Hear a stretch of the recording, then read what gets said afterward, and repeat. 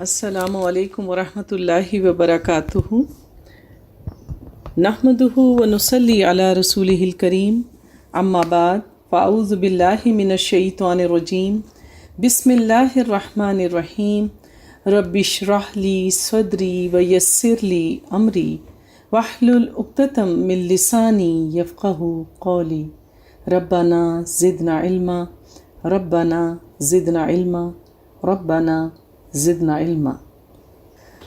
دورہ قرآن کے اس سفر میں آج 7ویں سیڑھی ہے، 7واں پارہ ہے۔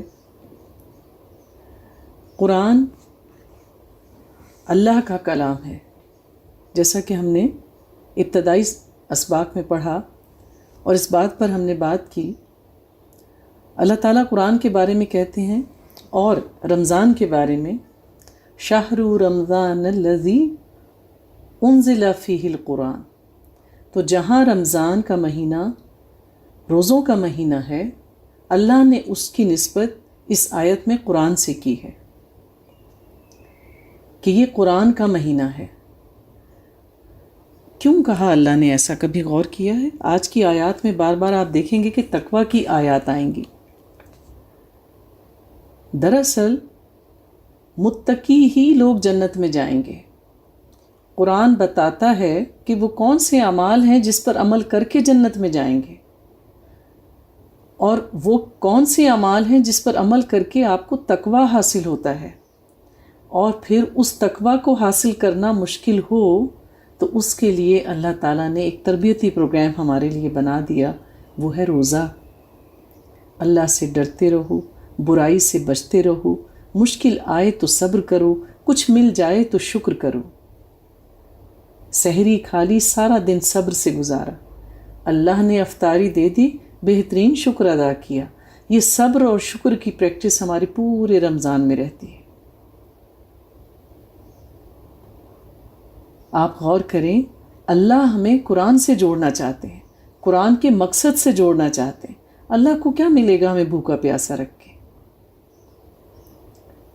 اللہ نے ہمیں انسان بنایا ہے، اللہ ہمیں اس قرآن سے گزار کر، اس کو سمجھا کر اپنا بندہ بنانا چاہتے ہیں کہ ہم اللہ کے بندے بن جائیں، ہم شیطان کے بندے نہ بنیں، ہم اس دنیا کے بندے نہ بنیں۔ تو یہ انسان سے بندہ بننے تک کا سفر ہے، یہ اس کی پریکٹس ہے۔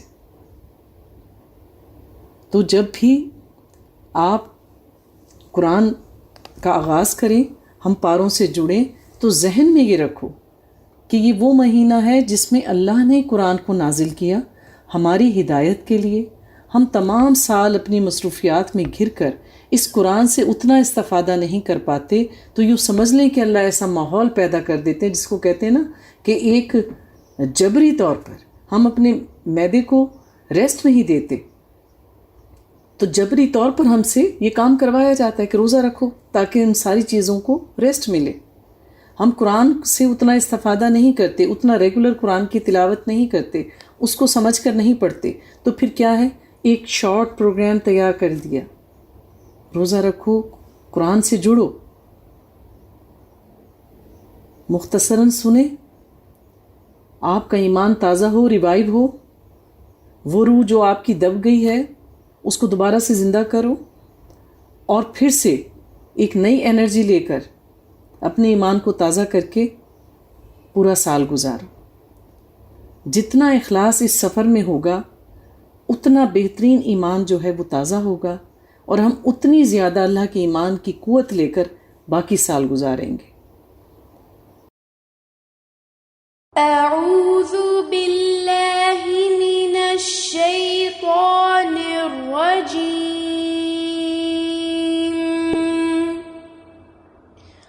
بسم اللہ الرحمن الرحیم، وَإِذَا سَمِعُوا مَا أُنزِلَ إِلَى الرَّسُولِ تَرَىٰ أَعْيُنَهُمْ تَفِيضُ مِنَ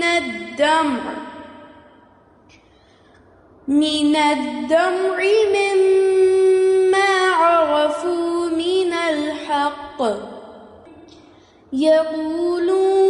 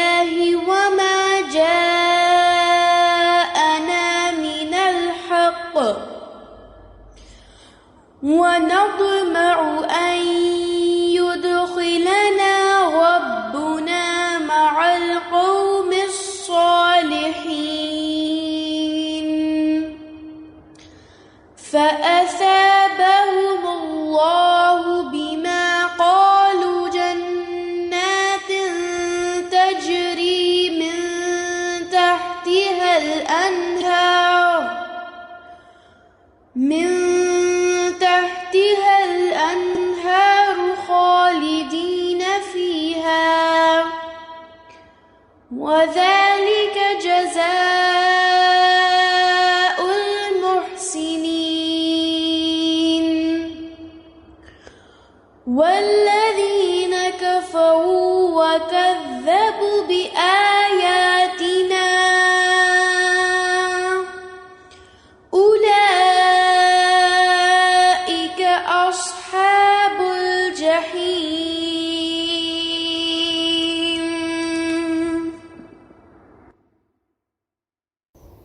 اللہ تعالیٰ فرماتے ہیں آیت نمبر 83 پارے کا آغاز ہے وَإِذَا سَمِعُوا مَا أُنزِلَ إِلَى الرَّسُولِ تَرَى أَعْيُنَهُمْ تَفِيضُ مِنَ الدَّمْعِ مِمَّا عَرَفُوا مِنَ الْحَقِّ، اور جب انہوں نے سنی وہ چیز جو کہ رسول صلی اللہ علیہ وآلہ وسلم پر نازل کی گئی تھی تو تم دیکھتے ہو کہ حق کی جو پہچان انہیں حاصل ہوئی اس کے زیر اثر یا اس کی وجہ سے ان کی آنکھوں سے آنسو روانہ ہو گئے۔ جب نبی پاک صلی اللہ علیہ وآلہ وسلم نے مکہ کے مسلمانوں کو جب حالات زیادہ خراب ہوئے اور انہیں حبشہ کی طرف ہجرت کرنے کا حکم دیا تو مسلمان وہاں جا کر رہے، اور ان کی دینی تبلیغ کی وجہ سے، ان کے عمل کی وجہ سے حبشہ کے بہت سے لوگ جو تھے وہ دین اسلام میں داخل ہو گئے۔ کچھ عرصے کے بعد نبی پاک صلی اللہ علیہ وآلہ وسلم کے پاس تقریباً 70 افراد پر مشتمل 70 لوگوں کا ایک گروپ تھا جو حبشہ سے مدینہ آیا، اور وہ نبی پاک صلی اللہ علیہ وآلہ وسلم سے ملے۔ یقولون ربنا آمنا فاکتبنا مع الشاہدین، وہ کہہ رہے ہیں اے ہمارے رب ہم ایمان لے آئے بس تو ہمیں لکھ لے گواہی دینے والوں میں۔ تو نبی پاک سے وہ بالمشافہ ملے، ان سے دین اسلام کی تعلیمات لیں، تو یہ آیات انہی کے بارے میں نازل ہوئی ہیں۔ آیت نمبر 84 میں اللہ فرماتے ہیں وَمَا لَنَا لَا نُؤْمِنُ بِاللَّهِ وَمَا جَاءَنَا مِنَ الْحَقِّ، اور ہمیں کیا ہوا ہے کہ ہم ایمان نہ لائیں اللہ پر اور اس حق پر جو ہم تک پہنچ گیا۔ یعنی جن کے دل کی جو زمین ہے وہ تیار ہو جاتی ہے ایمان کو لینے کے لیے، اللہ کے احکامات پر عمل کرنے کے لیے، تو وہ پھر ذرا سی دیر کے لیے بھی نہیں ہچکچاتے۔ جس طرح جہنم کہتی ہے نا حل من مزید، جب اس کے اندر جہنمی جائیں گے اس کا پیٹ ہی نہیں بھرے گا۔ تو جس کو ایمان کی بھوک لگ جاتی ہے، جس کو اللہ کی طلب لگ جاتی ہے، وہ کہتے ہیں ہمیں اور باتیں بتاؤ اور اللہ کس سے راضی ہوگا، اور ہم کیا کریں، اور کون سی ایسی باتیں جس سے اللہ ناراض ہوتا ہے ہم چھوڑ دیں۔ وہ اپنی بری عادتوں سے اکتا جاتے ہیں، وہ کہتے ہیں ایسی کیا بات ہے، اللہ نے ساری باتیں کھول کھول کر بیان کر دیں، تو پھر کون سی چیز ہے جو ہمیں روکے کہ ہم دین اسلام کو نہ اپنائیں۔ ہمیں تو بڑی خواہش ہے کہ اللہ تعالیٰ ہمیں اپنے نیک لوگوں میں داخل کر دے، یعنی پھر اہل ایمان مسرور ہو جاتے ہیں کہ اللہ ہم سے راضی ہو جائے اور پھر ہم کسی طرح اس کی نعمتوں بھری جنت میں داخل ہو جائیں۔ اللہ فرماتے ہیں والذین کفروا وکذبوا بآیاتنا، رہے وہ لوگ جنہوں نے انکار کیا ہماری آیات کا اور اللہ کو جھٹلایا تو وہی لوگ جہنمی ہیں۔ آیت نمبر 87 یا ایہا الذین آمنوا لا تحرموا طیبات ما احل اللہ لکم، اے ایمان والو نہ حرام ٹھہرا لو ان چیزوں کو جو حلال ہیں، اللہ نے تم پر حلال کی ہیں، اور تم خود سے ان کو اپنے اوپر حرام کر لو، اور حد سے تجاوز نہ کرو۔ ان اللہ لا یحب المعتدین، یقیناً اللہ حد سے تجاوز کرنے والوں کو پسند نہیں کرتا۔ اللہ تعالیٰ نے گنتی کی چند چیزیں ہیں جنہیں ہم پر حرام قرار دیا ہے، اور باقی سب چیزیں اللہ تعالیٰ نے ہمارے لیے پیدا کی ہیں، وہ سب حلال ہیں۔ تو اللہ تعالیٰ کہتے ہیں سب حلال اور طیب چیزوں میں سے کھاؤ، اسراف نہ کرو، چیزوں کو ضائع نہ کرو، جہاں جس چیز کی ضرورت ہو اس کو وہاں استعمال نہ کرو۔ اور اشارہ یہاں اس لیے دیا گیا ہے کہ یہودیوں نے کچھ چیزیں خود سے اپنے اوپر حرام کر لی تھی۔ ہمارے ہاں بھی بعض لوگوں کا رویہ ایسا ہوتا ہے کہ حلال چیز ہوتی ہے، طیب چیز ہوتی ہے، اور اس کو اپنی زندگی سے ایسے نکال دیتے ہیں کہ خدا نہ خواستہ انہوں نے کھا لی تو کوئی گناہ کر بیٹھیں گے۔ یہ رویہ اللہ تعالیٰ کو پسند نہیں ہے۔ یعنی جو حلال اور طیب چیزیں ہیں، اللہ یہ کہ کسی کو کوئی ایسی بیماری ہو، کوئی ڈاکٹر اس کو سجیسٹ کریں کہ آپ یہ چیز نہ کھائیں، تو اس میں کوئی قباحت نہیں ہے، پھر اللہ فرماتے ہیں وَكُلُوا مِمَّا رَزَقَكُمُ اللَّهُ حَلَالًا طَيِّبًا، جو چیزیں حلال اور طیب ہیں، صاف ستھری ہیں۔ اب دیکھیے صفائی پر کس قدر زور ہے، حلال ہو لیکن صاف نہ ہو۔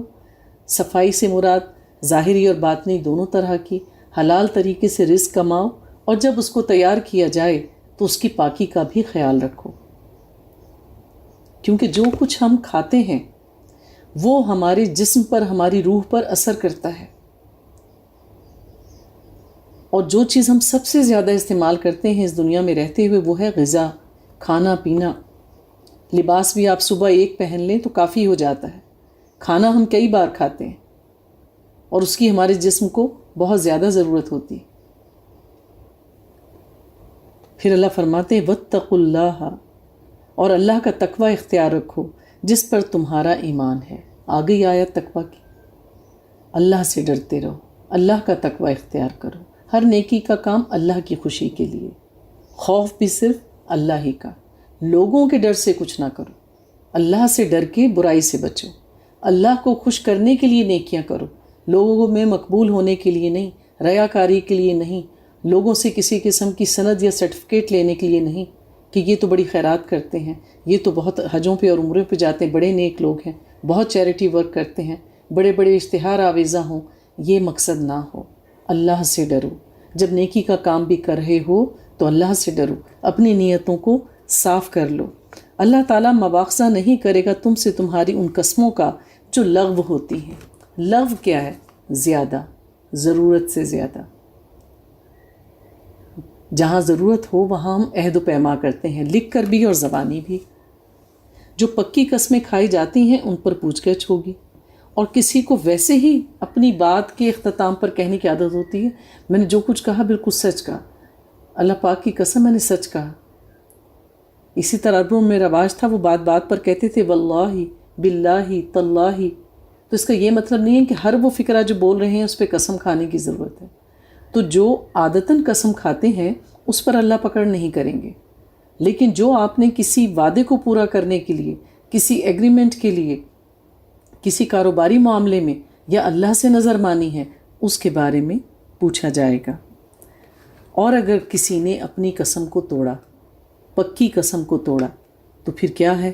فَكَفَّارَتُهُ إِطْعَامُ عَشَرَةِ مساکین، تو پھر اس کا کفارہ ہے 10 مساکین کو کھانا کھلانا۔ اب کیسا کھانا کھلایا جائے؟ اوسط درجے کا کھانا جیسا تم خود کھاتے ہو۔ ہر انسان کو پتہ ہوتا ہے کہ روزمرہ کی روٹین میں میں کیا کھاتا ہوں، تو جتنا ایک وقت میں آپ کھاتے ہیں جتنا اس پر پیسہ لگتا ہے، آپ 100 روپیز میں ایک میل لیتے ہیں، 200 میں لیتے ہیں، 50 میں لیتے ہیں، یا 500 کا میل کھاتے ہیں ایک وقت کا، تو جتنا آپ کا کھانے کا معیار ہے تو قسم کا کفارہ اسی معیار کے مطابق ہوگا۔ ایک غریب آدمی دال روٹی کھاتا ہے، سبزی روٹی کھاتا ہے، تو وہ اس کی اوسطاً یا تو ویسا ہی کھانا یا اس کے برابر کی رقم کفارے کے طور پہ دے گا، یا 10 لوگوں کو کھانا کھلائے گا، یا 10 میلز کے برابر پیسے چیریٹی کرے گا، یا او کسوتہم، یا ان کو کپڑے پہنانا، یا 10 لوگوں کو آپ لباس خرید کر دیتے ہیں اگر آپ کی گنجائش ہے، قسم توڑیے تو، یا کسی غلام کو آزاد کرنا۔ آج کل غلام نہیں ہے، اگر کوئی قیدی ہے، اس کے اوپر کوئی کیس ہے، کوئی جھوٹا ہے، یا اس کے اوپر کوئی جرمانہ ہے جس کو وہ ادا نہیں کر پا رہا اس لیے جیل میں ہے، تو اس کو فیسلیٹیٹ کیا جائے، اس کی جگہ پر وہ رقم ادا کر دی جائے تاکہ وہ آزاد ہو۔ تو یہ بھی قسم کا کفارہ ہے، اس کی ایک شکل ہے۔ پھر کیا کہا؟ فَمَن لَّمْ يَجِدْ فَصِيَامُ ثَلَاثَةِ أَيَّامٍ، اور جو ان میں سے کوئی بھی نہ کام کر سکتا، سب سے پہلے کیا ہے؟ کھانا کھلانا، پھر کیا ہے؟ لباس، پھر کیا ہے؟ کسی کو آزاد کروا دیں۔ اگر ان تینوں میں سے کوئی کام نہیں کر سکتا تو پھر 3 دن کے روزے رکھے۔ پہلے کیا ہے کہ دوسروں کی تکالیف کو دور کرنے کی کوشش کرو، اتنی استطاعت نہیں ہے تو پھر اپنی جان پہ تکلیف اٹھاؤ، قسم توڑی ہے تو پھر 3 دن کے روزے رکھنے ہیں۔ یہ کفارہ ہے تمہاری قسموں کا جب تم قسم کھا بیٹھو، اور اپنی قسموں کی حفاظت کیا کرو۔ تو مومن کیا ہے کہ جب وعدہ کرے تو پورا کرے۔ تو مومن کو یہ تاکید کر دی گئی کہ ہاں جب تم پکی قسمیں کھاؤ، وعدے کرو، تو تمہارے ایمان کا تقاضا یہ ہے کہ تم اپنی پکی قسموں کی حفاظت کرو، اس کو پورا کرو۔ آیت نمبر 90 میں اللہ فرماتے ہیں یا ایھا الذین آمنوا انما الخمر والمیسر والانصاب والازلام. اللہ تعالیٰ کہتے ہیں اے اہل ایمان، یقیناً شراب، جوا، بت، پانسے یہ سب گندے کام ہیں، شیطان کے عمل میں سے، تو ان سے بچ کر رہو، لعلکم تفلحون، تاکہ تم فلاح پا جاؤ. تو یہ سب چیزیں بتا دیں. شراب، جوا، کھیلنا برائی ہیں. کیسی برائیاں ہیں؟ یہ شیطان انسان کو اپنے جال میں گھیرتا ہے. آپ دیکھیے کہ جو لوگ ان بری عادات میں گھرے ہوئے ہوتے ہیں، نہ تو ان کی ذات میں کوئی خیر ہوتی اور ان کے گھروں میں بھی کوئی سکون نہیں ہوتا، ان کی کسی چیز میں خیر و برکت نہیں ہوتی. انما یرید الشیطان ان یوقع بینکم العداوہ. شیطان تو چاہتا ہے کہ تمہارے درمیان دشمنی اور بغض پیدا کر دے، شراب کے ذریعے، جوئے کے ذریعے. اے مسلمانوں، تم ان چیزوں سے بچو، کیونکہ آپ دیکھتے ہیں کہ جو شخص شراب پیتا ہے، شراب پی کے وہ کچھ بھی کر لیتا ہے. الخبائث ہے شراب. وہ اپنے ہی رشتوں کی حرمت کو پامال کرتا ہے. وہ جو کچھ بول رہا ہوتا ہے اس کو خود بھی سمجھ نہیں آتی. لوگ نشے کی حالت میں نہ جانے کس کس کیفیت میں سے گزر جاتے ہیں. لوگ ان سے گھن کھاتے ہیں. نشے میں کہیں نالیوں میں گرے ہوئے ہوتے ہیں. کبھی آپ کو ان کو لباس، بال، حال حلیہ کبھی صاف ستھرا نہیں ملے گا. اسی طرح جوا، جس کو جوئے کی بیماری لگ جائے، آپ دیکھیے کہ لوگ اپنی اولاد تک کا سودا کر دیتے ہیں، اپنی بیٹیوں تک کو جوئے میں ہاراتے ہیں.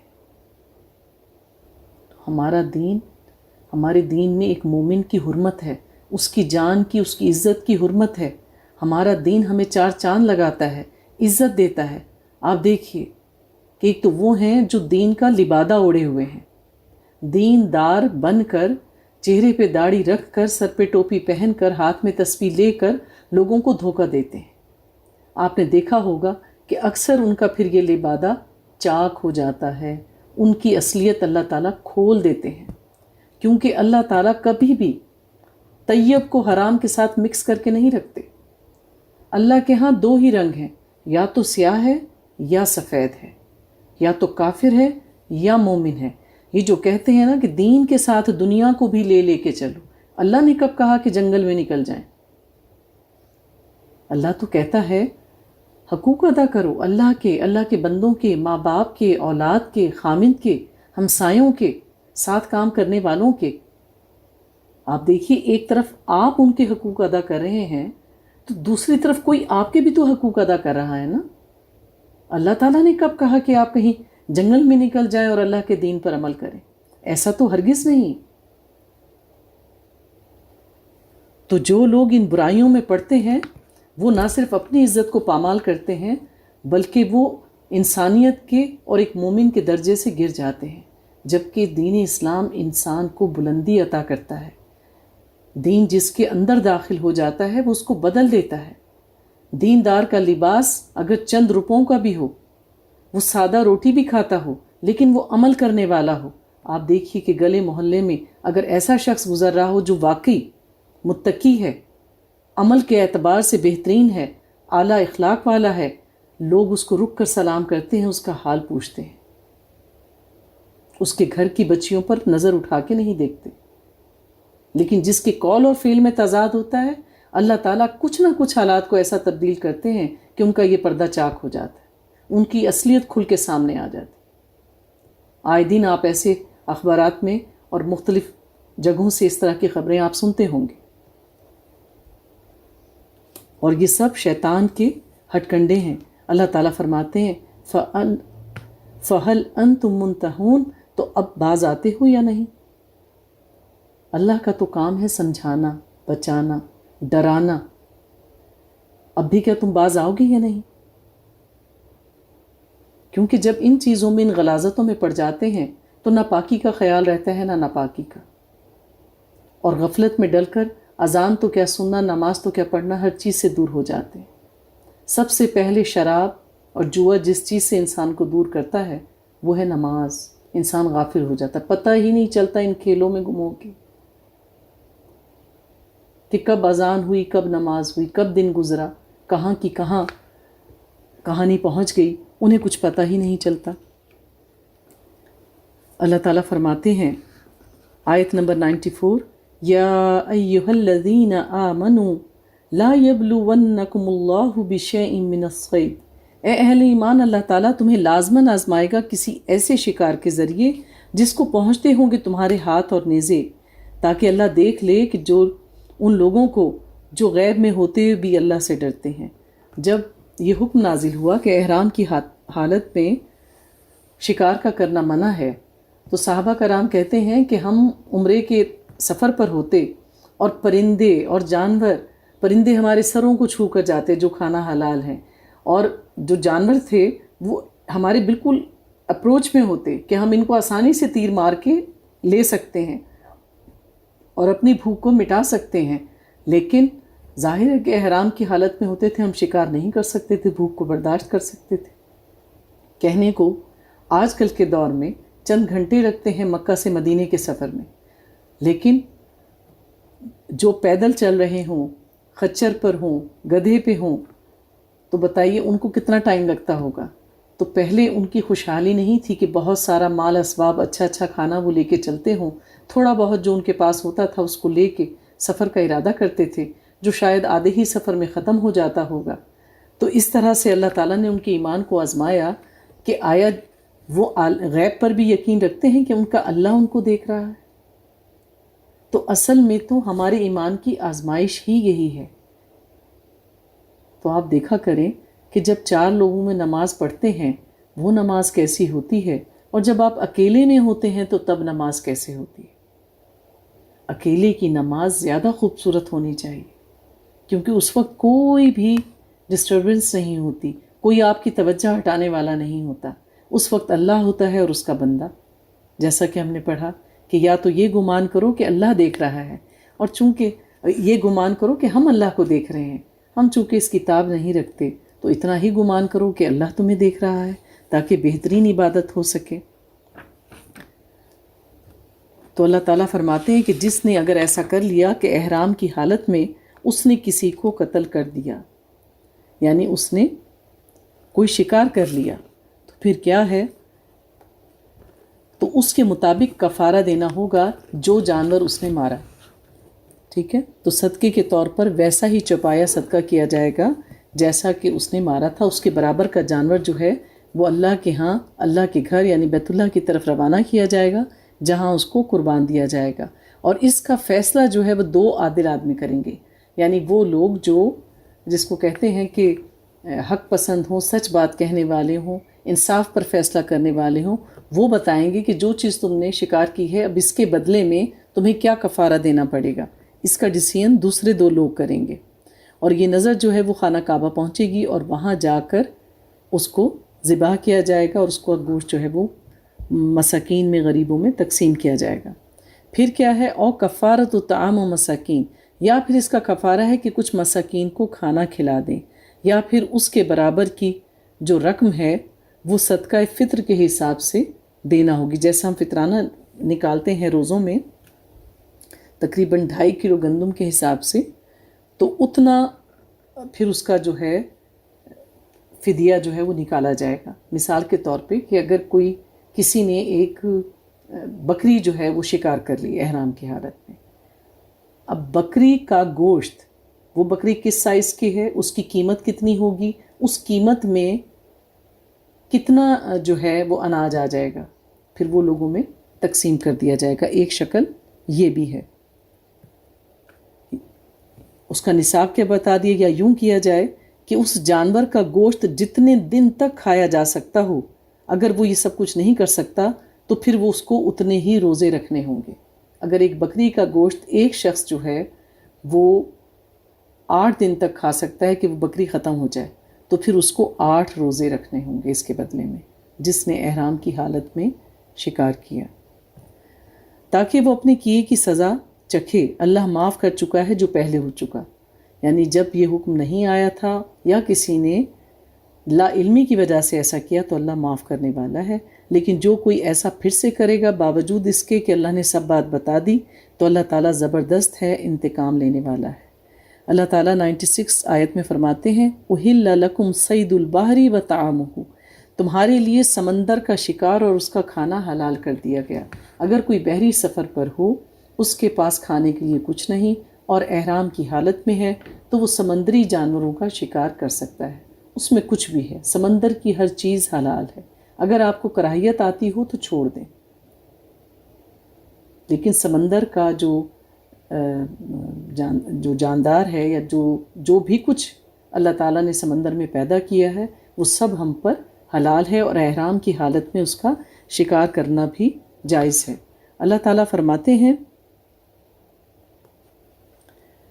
قُلْ لَا يَسْتَوِي، آیت نمبر 100، قُلْ لَا يَسْتَوِي الْخَبِيثُ وَالطَّيِّبُ وَلَوْ أَعْجَبَكَ كَثْرَةُ الْخَبِيثِ، اے نبی کہہ دیجیے کہ ناپاک اور پاک برابر نہیں ہو سکتے، چاہے ناپاک شے کی کثرت تمہیں اچھی لگے۔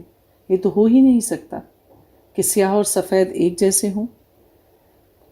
تو اللہ تعالیٰ نے یہاں پر ایک اصول بتا دیا کہ اگر تم مومن ہو، انسان تو چاہتا ہے کہ اسے سب کچھ مل جائے، جس چیز کی وہ خواہش کرے وہ اس کے پاس ہو، لیکن اس کا یہ مطلب نہیں کہ جب آپ اس کو حاصل کرنے کی کوشش کریں تو آپ حلال اور حرام میں تفریق ہی نہ کریں۔ فاتقوا اللہ یا اولی الالباب، تو اللہ کا تقوی اختیار کرو اے ہوش مند لوگو، لعلکم تفلحون، تاکہ تم فلاح پا جاؤ۔ تو چیزوں کو پانے کی کوشش کرنا، اس سے منع نہیں کیا گیا، ہاں حرص سے منع کیا گیا ہے کہ آپ دنیا کو پانے میں اتنا لگ جائیں کہ آپ اپنے اللہ ہی کو بھول دیں۔ یہی تو طاغوت ہے کہ آپ دنیا کمانے میں اتنا لگ جائیں کہ آپ اللہ کی نماز سے غافل ہو جائیں۔ آپ کو کھانے پینے کی چاہ اتنی ہو کہ آپ روزے بھی نہ رکھ سکیں کہ مجھ سے بھوکا نہیں رہا جاتا۔ آپ اپنی دنیا کی باقی گولز کو اچیو کرنے میں اتنے مشغول ہو جائیں کہ آپ صاحب استطاعت ہیں، آپ کے پاس صحت ہے، وقت ہے، سب کچھ ہے، اور آپ حج نہ کریں۔ اس لیے اللہ تعالیٰ کہتے ہیں فاتقوا اللہ، اللہ سے ڈرو۔ پھر تقویٰ آ گیا، کیونکہ ہم بچ نہیں سکتے برائی سے جب تک ہمارے پاس تقویٰ نہ ہو۔ یہ کرنسی جمع کرنی ہے، لینی ہے، اللہ دے رہا ہے، بس اللہ سے ڈرو اور کسی سے نہ ڈرو۔ جب کوئی غلط چیز پہ نظر پڑے، جب دل اکسائے کوئی غلط کام کرنے کے لیے، کہو کہ نہیں، اللہ دیکھ رہا ہے، اللہ سن رہا ہے، یہ لکھا جا رہا ہے، یہ دو بیٹھے ہیں فرشتے۔ اگر کوئی ٹریفک پولیس والا سگنل پہ کھڑا ہو اور اس علاقے کا آفیسر بھی بڑا ایماندار ہو، آپ سگنل توڑیں گے؟ نہیں توڑتے، کہ وہ دیکھ رہا ہے، پکڑ لے گا، چلان بھی کرے گا، جیل بھی جانا پڑے گا، نہیں کریں گے۔ تو پھر ہمارے دل میں یہ جو دو بٹھا دیے اللہ تعالیٰ نے، ہم ان سے غافل کیوں ہو جاتے ہیں؟ ہمیں خوف نہیں ہے اللہ کا؟ فاتقوا اللہ، اللہ سے ڈرو۔ آیت نمبر 101 میں یا ایہا الذین آمنوا لا تسألوا عن اشیاء ان تبد لکم تسوکم، اے اہل ایمان ان چیزوں کے متعلق سوال نہ کرو جو اگر تم پر ظاہر کر دی جائیں تو وہ تمہیں بری لگیں۔ اس آیت کی شان نزول یہ ہے کہ صحابہ کرام نے بہت کم سوالات ہیں جو نبی پاک صلی اللہ علیہ وآلہ وسلم سے کیے۔ کبھی کبھی عربی بدو آ جایا کرتے تھے جو اپنی کم علمی کی وجہ سے نبی پاک صلی اللہ علیہ وسلم سے کچھ ایسی باتیں پوچھ لیا کرتے تھے جن کا سوال کرنا اتنا مناسب نہیں ہوتا تھا۔ تو حج کے بارے میں جب سورہ آل عمران میں آیات نازل ہوئیں تو ایک شخص آیا، اس نے نبی پاک صلی اللہ علیہ وآلہ وسلم سے پوچھا کہ اللہ کے حضور کیا میں ہر سال حج کیا کروں؟ نبی پاک نے جب اس کا سوال سنا تو آپ نے سنی انسنی کر دی، جس کو کہتے ہیں نا کہ رخ پھیر لیا۔ وہ پھر دوسری طرف سے آ گیا کہ اس طرف سے چہرہ پھیرا ہے تو دوسری سائڈ پر آ گیا، پھر آپ کے چہرے کے سامنے آ گیا اور پھر پوچھا کہ اللہ کے نبی کیا ہر سال حج فرض ہوا ہے؟ تو نبی پاک صلی اللہ علیہ وسلم نے پھر اس سے اعراض فرمایا، پھر وہ اور اپنی ڈائریکشن چینج کر کے نبی پاک صلی اللہ علیہ وآلہ وسلم کے پاس آیا اور پھر یہی سوال کیا۔ نبی پاک صلی اللہ علیہ وسلم نے اس پر ناراضگی کا اظہار فرمایا اور کہا کہ اگر میں کہہ دیتا تو یہ حج تم پہ ہر سال فرض ہو جاتا اور تم لوگ اپنے آپ کو ہلاکت میں ڈال لیتے، جیسے کہ بنی اسرائیل نے موسیٰ علیہ السلام سے گائے کے بارے میں سوال کر کر کے اپنے لیے مشکلات پیدا کی۔ سوال کرنا برا نہیں ہے، اہل علم سے سوال کیا جائے، سوال نہیں کریں گے تو صحیح علم کیسے حاصل ہوگا؟ لیکن سوال برائے سوال نہ کریں، سامنے والے کے علم کو جج کرنے کے لیے کبھی سوال نہ کریں. سوال بامعنی ہونا چاہیے، مختصر ہونا چاہیے، اور اگر سامنے والے نے اس کا جواب نہیں دیا تو خاموش ہو جائیں، خواہ وہ استاد ہے، کوئی صاحب علم ہے یا کوئی بھی شخص ہے. ہو سکتا ہے وہ موقع مناسب نہ ہو سکتا ہے وہ ذہنی طور پر اس کے لیے پریپیئر نہ ہو سکتا ہے اس کا جواب آپ کو آزردہ کر دے، آپ کو خوش اور مطمئن کرنے کی بجائے آپ کو فکر میں مبتلا کر دے اس چیز کا جواب. تو اس میں حکمت ہوتی ہے. سوال کریں، جواب مل جائے بہت اچھا، نہ ملے تو خاموشی اختیار کریں. ہو سکتا ہے اس کے جواب کا یہ صحیح وقت نہ ہو. عفا اللہ عنہا واللہ غفور حلیم. اللہ تعالیٰ نے اس میں درگزر سے کام لیا ہے، اللہ بخشنے والا اور بردبار ہے. اللہ رب العزت آیت نمبر 104 میں فرماتے ہیں وَإِذَا قِيلَ لَهُمْ تَعَالَوْا إِلَى مَا أَنزَلَ اللَّهُ وَإِلَى الرَّسُولِ، اور جب انہیں کہا جاتا ہے کہ آؤ اس چیز کی طرف جو اللہ نے نازل فرمائی ہے اور آؤ اللہ کے رسول کی طرف، تو وہ کہتے ہیں کہ ہمارے لیے تو وہی کافی ہے جو ہمارے باپ دادا کرتے رہے تھے. اللہ تعالیٰ کہتے ہیں خواہ ان کے آباء و اجداد ایسے نہ ہوں کہ انہیں صحیح بات کا علم ہی نہ ہو، وہ ہدایت پر ہی نہ ہوں. تو بہت دفعہ آپ نے دیکھا ہوگا کہ ہمارے ہاں بدعات جو ہیں وہ سینہ بسینہ عمل بعمل چلی آ رہی ہیں. 10واں بھی ہونا ہے، 20واں بھی ہونا ہے، مہینے کی بھی نیاز ہونی ہے، چہلم بھی ہونا ہے. پوچھو کہ کیوں؟ تو کہتے ہیں کہ ہمارے ہاں تو ایسا ہی ہوا ہے. اللہ تعالیٰ نے جو لوگ اس دنیا سے چلے جاتے ہیں ان کے نام صدقہ خیرات کرنے سے، انہیں ثواب پہنچانے سے منع نہیں کیا گیا. ضرور کریں، ان کی زندگی سے بھی زیادہ کریں، لیکن اس کے لیے دن کیوں فکس کرتے ہیں؟ ان کے نام کیوں رکھتے ہیں کہ یہ برسی ہے، یہ 10واں ہے، یہ 20واں ہے؟ کیوں بانٹ لیا اس چیز کو؟ آپ اپنی سہولت دیکھ لیں. ویکنڈس پہ آپ کو مناسب لگتا ہے ویکنڈ پہ کر لو، مہینے بعد ٹھیک لگتا ہے کر لو. اول تو ماں باپ بہن بھائی یہ رشتے ایسے ہیں کہ ان کو دینے کے لیے آپ کو تولنا نہیں پڑتا، لوگوں کو نہیں دکھانا پڑتا. جو میسر ہو، جتنی استطاعت ہو، آسانی سے نکال دیں اور نکالتے رہیں. زندوں سے زیادہ اس دنیا سے جانے والوں کو ضرورت ہوتی ہے، اور سب سے زیادہ چیز جو فائدہ دیتی ہے وہ صدقات ہیں اور ان کے لیے مانگی ہوئی مغفرت کی دعا. تو بدعات نہیں کرنی چاہیے. اسی لیے آیت میں کہا گیا کہ آباء و اجداد کی بات کرتے ہو، اگر وہ اپنی جہالت کی وجہ سے صحیح بات تک نہیں پہنچ سکے، انہوں نے قرآن کو سمجھ کے نہیں پڑھا، ان تک کوئی صحیح حدیث نہیں آئی، تو کیا تم بھی اسی طرح اندھے بہرے بنے رہو گے؟ دنیاوی علم کی خاطر تو ہم یہ نہیں کہتے کہ ہمارے ماں باپ کو تو کمپیوٹر نہیں آتا تھا، ہمارے ماں باپ تو یہ کام نہیں کیا کرتے تھے، ہم بھی نہیں کرتے. دنیاوی ریس میں تو ہم دنیا سے آگے نکلنے کی کوشش کرتے ہیں. تو دین بھی سیکھو. اگر ان کو موقع نہیں ملا، آپ کے پاس تو مہلت ہے. اپنے عقائد کو، اپنے اعمال کو درست کرو. آیت نمبر 106 یا ایہا الذین آمنوا شہادت بینکم اذا حضر احدکم الموت. اہل ایمان، تمہارے درمیان شہادت کا نصاب موجود ہے، اللہ نے اصول بنایا ہے. جب کہ تم میں سے کسی کو موت آ جائے اور وہ وصیت کر رہا ہو تو تم میں سے 2 معتبر شخص بطور گواہ وہاں موجود ہوں. یعنی اگر کوئی شخص فوت ہو رہا ہے، کوئی حادثہ بھی ہو جاتا ہے، ہاسپٹلائز ہے، گھر والے پاس نہیں ہیں، اگر وہ وصیت کر رہا ہو تو اللہ تعالیٰ کہہ رہے ہیں کہ 2 لوگوں کو گواہ بنا لو. اگر آپ سفر میں ہیں تو کوئی سے بھی 2 لوگ ہوں. ظاہر ہے اس وقت اپنا کوئی پاس ہو سکتا ہے، نہ ہو. لیکن اگر آپ اپنے شہر میں ہیں، اپنے گھر میں ہیں، یا کسی ایسی جگہ ہے جہاں کوئی اپنا موجود ہے، تو پھر کیا ہے کہ 2 گواہ بنا لو. اور کوئی بھی شخص جو ہے وہ مرتے ہوئے اگر کوئی اپنی وراثت سے متعلق، یعنی جو مال اسباب اس کے پاس ہے، اس میں 1/3 حصے سے زیادہ وصیت نہیں کر سکتا. کیونکہ وراثت کا جو نظام ہے، اللہ تعالیٰ نے ہمیں وراثت بتا دی ہے کہ کسی کے اس دنیا سے جانے کے بعد کس کا کتنا حصہ ہے، وہ اللہ نے خود مقرر کیا ہے. لیکن اگر کوئی شخص اللہ کی راہ میں دینا چاہتا ہے، اپنے کسی ملازم کو دینا چاہتا ہے، اپنے کسی دوست کو دینا چاہتا ہے، یا کسی کی بھی فی سبیل اللہ مدد کرنا چاہتا ہے، کوئی چیز بنوانا چاہتا ہے، تو جو ٹوٹل اللہ نے اس کو دیا ہے اس کا زیادہ سے زیادہ 1/3 1/3، یعنی اگر 90 ہے تو اس میں سے زیادہ 30 کی وہ وصیت کر سکتا ہے.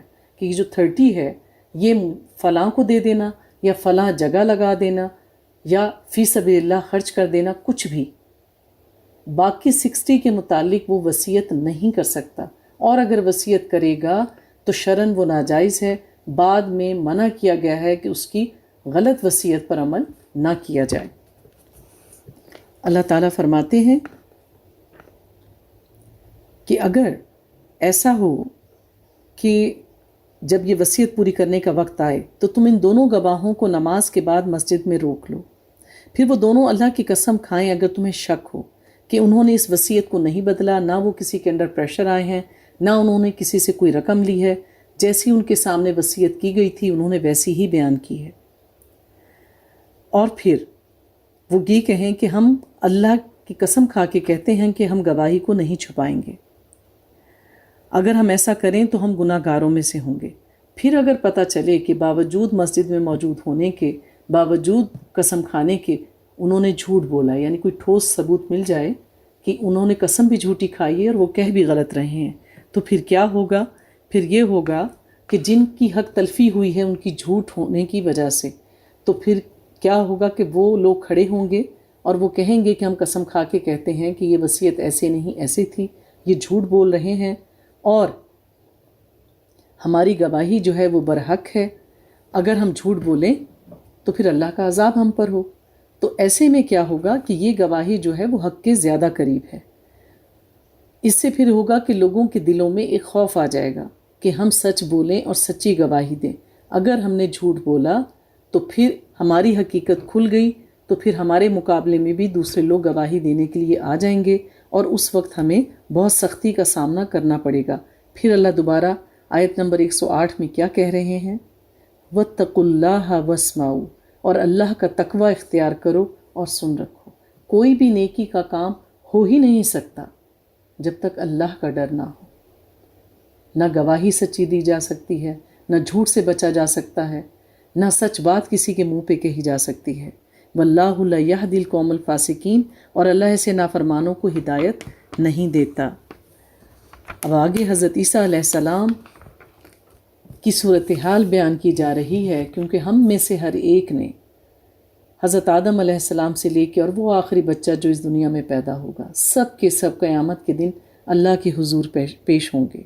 تو اللہ تعالیٰ اس کی سچویشن کو واضح کر رہے ہیں، بتا رہے ہیں، ایک نقشہ کشی کر رہے ہیں کہ جب حضرت عیسیٰ علیہ السلام اللہ تعالیٰ کے سامنے پیش ہوں گے تو کیا صورتحال ہوگی۔ آیت نمبر 109، یوم یجمع اللہ الرسول فیقول ماذا اجبتم۔ اس دن کا تصور کرو جس دن اللہ تعالیٰ تمام رسولوں کو جمع کرے گا اور پوچھے گا آپ لوگوں کو کیا جواب ملا تھا جب اللہ کا پیغام پہنچایا؟ تو وہ کہیں گے کہ ہمیں کچھ معلوم نہیں، تو بہتر جاننے والا ہے غیب کی باتوں کا۔ پھر اللہ کہتے ہیں اس قال اللہ یا عیسیٰ ابن مریم، اور جب اللہ کہے گا اے عیسیٰ ابن مریم ذرا میرے ان انعامات کو یاد کرو جو میں نے تم پر اور تمہاری والدہ پہ کیے تھے، ذرا سوچو میں نے تمہیں کیا کیا نعمتیں دی تھیں، جب میں نے تمہاری جبریل علیہ السلام کے ذریعے مدد کی تھی، تم چھوٹی سی عمر میں تھے اور تم لوگوں سے گفتگو کرتے تھے، پھر تم بڑی عمر میں بھی پہنچ کر اللہ تعالیٰ نے تمہیں حکمت اور نبوت عطا کی، اور یاد کرو میرا احسان کہ میں نے تم پر کتاب نازل کی، شریعت دی، حکمت سکھائی، یعنی تورات اور انجیل کا اللہ تعالیٰ ذکر کریں گے۔ وَإِسْتَخْلُقُ مِنَ الطِّينِ كَحَيَّةِ الطَّيْرِ بِإِذْنِي، اور یاد کرو کہ جب تم میرے اذن سے ایک مٹی سے پرندے کی شکل کا ایک پتلا بناتے تھے اور اس میں میرے اذن سے پھونک مارتے تھے تو وہ اڑنے والا ایک پرندہ بن جاتا تھا، اور تم پیدائشی اندھے کو اور کوڑ کے مرض والے کو ٹھیک کر دیا کرتے تھے اللہ کے اذن سے۔ وَإِذْ تُخْرِجُ الْمَوْتَ بِإِذْنِي، اور میرے حکم سے تم مردوں کو نکال لیتے تھے قبر سے۔ اور یاد کرو میرا احسان جب میں نے بنی اسرائیل کے ہاتھ روک دیے تھے، یعنی تمہاری قوم کے لوگ تمہیں نقصان پہنچانا چاہتے تھے، تمہاری جان لینا چاہتے تھے، میں نے تمہاری مدد کی۔ اِذْ جِئْتُهُم بِالْبَيِّنَاتِ فَقَالَ الَّذِينَ كَفَرُوا مِنْهُمْ إِنْ هَٰذَا إِلَّا سِحْرٌ مُّبِينٌ، کہ جب تم آئے ان کے پاس کھلے معجزات کے ساتھ تو ان لوگوں نے جو کافر تھے انہوں نے کہا کہ جو کچھ تم دکھا رہے ہو یہ معجزے نہیں ہیں، یہ تو جادو ہے۔ آیت نمبر 111 میں وَإِذْ أَوْحَيْتُ إِلَى الْحَوَارِيِّينَ، اور یاد کرو میرا احسان جب میں نے اشارہ کیا تھا حواریوں کو کہ ایمان لاؤ مجھ پر اور میرے رسولوں پر۔ اللہ تعالیٰ نے ان کے دل میں وحی کی تھی، اپنا روب ڈالا، انہیں یہ احساس دلایا۔ آپ دیکھیے کہ کسی کا روب، کسی کا پیار، کسی کے لیے ہمدردی، یہ تو ہماری سمجھ لیں کہ بساط میں نہیں ہے کہ ایسی خصوصیات، ایسی فیلنگز ہمارے اندر پیدا ہوں۔ یہ سب جذبات اللہ تعالیٰ الہام کرتے ہیں۔ جس طرح ہمارا رزق بڑھتا ہے نا، ایسے ہی اللہ تعالیٰ محبت بانٹتے ہیں، ایسے ہی علم تقسیم ہوتا ہے۔ یہ سب چیزیں اللہ تعالیٰ کی طرف سے ودیعت کی جاتی ہیں۔ تو اللہ تعالیٰ کہہ رہے ہیں ہم نے آپ کے حواریوں کے دل میں یہ بات ڈالی تھی کہ وہ آپ پر ایمان لے کر آئیں۔ تو انہوں نے کہا ہم ایمان لائے اور آپ گواہ رہیے کہ ہم اللہ کے فرما بردار ہیں۔ آیت نمبر 112، اذ قال الحواریون یا عیسیٰ ابن مریم هل يستطيع ربك ان ينزل علينا مائدة من السماء۔ یہاں لفظ پڑھا آپ نے، مائدة من السماء۔ مائدہ کہتے ہیں عربی زبان میں دسترخوان کو۔ تو انہوں نے کہا اے ایمان، کہ ہم ایمان لائے اللہ پر، اور آپ گواہ رہنا اس بات پر۔ اور آپ وہ بات بھی یاد کرو کہ جب آپ کے حواریوں نے آپ سے کہا تھا کہ کیا آپ اپنے رب سے یہ درخواست کر سکتے ہیں، کیا آپ کو یہ قدرت حاصل ہے، کیا آپ کی اتنی استطاعت ہے کہ آپ اپنے رب سے کہیں ہمارے لیے مانگیں کہ ہمارے لیے بھی ایک دسترخوان اترے آسمان سے، جیسا کہ موسیٰ علیہ السلام کی قوم پر اترا تھا من و سلوہ۔ تو اگر آپ بھی اللہ کے سچے نبی ہیں تو جب موسیٰ اپنی قوم کے لیے من و سلوہ اتروا سکتے ہیں آسمان سے، تو آپ بھی ہمارے لیے دسترخوان اتاریں۔ انہوں نے کہا کہ ہم چاہتے ہیں کہ ہم اس میں سے کھائیں اور ہمارے دل مطمئن ہو جائیں کہ واقعی جس چیز کا آپ دعویٰ کر رہے ہیں وہ ٹھیک ہے۔ دیکھیے حضرت ابراہیم علیہ السلام نے بھی کہا تھا اللہ میں تجھ پہ ایمان لاتا ہوں، پر مجھے یہ سمجھ نہیں آتی تو مردوں کو زندہ کیسے کرے گا۔ جب اللہ تعالیٰ نے کہا تھا کہ آپ پرندوں کو پالیے، ان کو ذبح کریں، ان کے حصے جگہ جگہ پہ رکھائیں پہاڑوں پر، پھر آواز لگائیں، وہ اکٹھے ہو کے آ جائیں گے تیرے رب کے اذن سے۔ تو یہ انسان کے دل میں بات ہوتی ہے، کیونکہ عین الیقین ہی حق الیقین ہوتا ہے۔ تبھی تو نبی پاک صلی اللہ علیہ وآلہ وسلم نے اپنے صحابہ کرام سے کہا تھا کاش میں اپنے بھائیوں سے مل پاتا۔ صحابہ کرام بے چین ہو گئے، کہنے لگے اے اللہ کے نبی ہم ہیں نا آپ کے بھائی، آپ کے ساتھی۔ انہوں نے کہا نہیں، تم تو میرے صحابہ ہو، ساتھی ہو، میرے فیلو ہو، میرے بھائی تو وہ ہوں گے جنہوں نے میری صحبت اختیار نہیں کی ہوگی، جنہوں نے مجھے دیکھا نہیں ہوگا، پھر بھی وہ سمعنا و اطعنا کریں گے، وہ میری سنت پر عمل کریں گے، میری احادیث کو پڑھیں گے، اس پر عمل کریں گے، اللہ کے کلام کو سچ جانیں گے، غیب کی باتوں پر ایمان لائیں گے۔ تو آج کے اس فتنے کے دور میں جو قرآن کو سمجھ کر پڑھے، نبی کی سنت کا اتباع کرے، اللہ یہ نہیں کہتا کہ ہم فرشتے بن جائیں، ہم سے کوئی غلطی ہی نہ ہو۔ اللہ کو وہ مومن زیادہ پسند ہیں جو اللہ کی اطاعت کرتے کرتے تھوڑا سا سلپ ہو جائے۔ غلطی تو ہوگی، ہم انسان ہیں، اور پھر فوراً کہ اوہ میں تو صحیح سے چل رہا تھا، میں تو سلپ ہو گیا، پتہ نہیں کہ پاؤں کیسے پڑ گیا ٹیڑھا، ہوتا ہے نا، ایسی غلطیاں ہوتی ہیں نا ہم سے، نہ چاہتے ہوئے بھی کچھ غلط کر گئے، جیسے بس چلتے چلتے سلپ ہو گئے، پھر خیال آیا کہ غلط ہو گیا کچھ۔ خیال آنا چاہیے، ایمان زندہ رہنا چاہیے، فوراً سے اوہ یہ میں نے کیا کر دیا، مجھے نہیں کرنا چاہیے تھا، مجھے نہیں کہنا چاہیے تھا، فوراً سے اللہ سے معافی، استغفار کرنا، اور اس جو کچھ ہم سے غلطی ہوئی، اب بڑی بھی ہوتی ہے چھوٹی بھی ہوتی ہے، جیسی غلطی ویسا کفارہ، فوراً صدقہ کریں، استغفار کی کثرت کریں، اللہ سے جا کے سجدوں میں معافی مانگیں، اللہ بہت زیادہ خوش ہوتا ہے ایسے بندوں سے۔ ہم کہتے ہیں نا روٹین بن جائے چیز تو اس میں لذت ہی نہیں رہتی، وہ تو روٹین ہے، روز ایک سا کھانا کھا کے بھی ہم اکتا جاتے ہیں نا۔ تو اللہ کو بھی ویرائٹی پسند ہے، کبھی ایسا ایمان، کبھی ایسا، کبھی بہت اعلیٰ درجے کا، اور کبھی کوتاہی بھی ہو گئی۔ یہی ہیں اللہ کے بندے، ہمیں اللہ نے ایسا ہی بنایا ہے۔ تو پھر اللہ رب العزت سے حضرت عیسیٰ علیہ السلام نے دعا کی، اس پر عیسیٰ ابن مریم نے دعا کی، کیا کہا؟ اللہم ربنا انزل علینا مائدۃ من السماء، اے اللہ ہمارے رب اتار دے آسمان سے ایک دسترخوان ہمارے لیے جو عید بن جائے ہمارے لیے اور ہمارے اگلوں اور پچھلوں کے لیے، اور جو نشانی ہو تیری طرف سے۔ ورزقنا وانت خیر الرازقین، اور ہمیں رزق عطا فرما، یقیناً تو بہترین رزق دینے والا ہے۔ تو بات یہ ہے کہ اللہ تعالیٰ سب سنتا ہے۔ اللہ سے مانگے، کبھی کبھی ہوتا ہے کاش میرا آج دل چاہ رہا ہے کہ ایسا کر لوں یا ایسا ہو جائے، کچھ مل جائے، سب اللہ سے مانگا کریں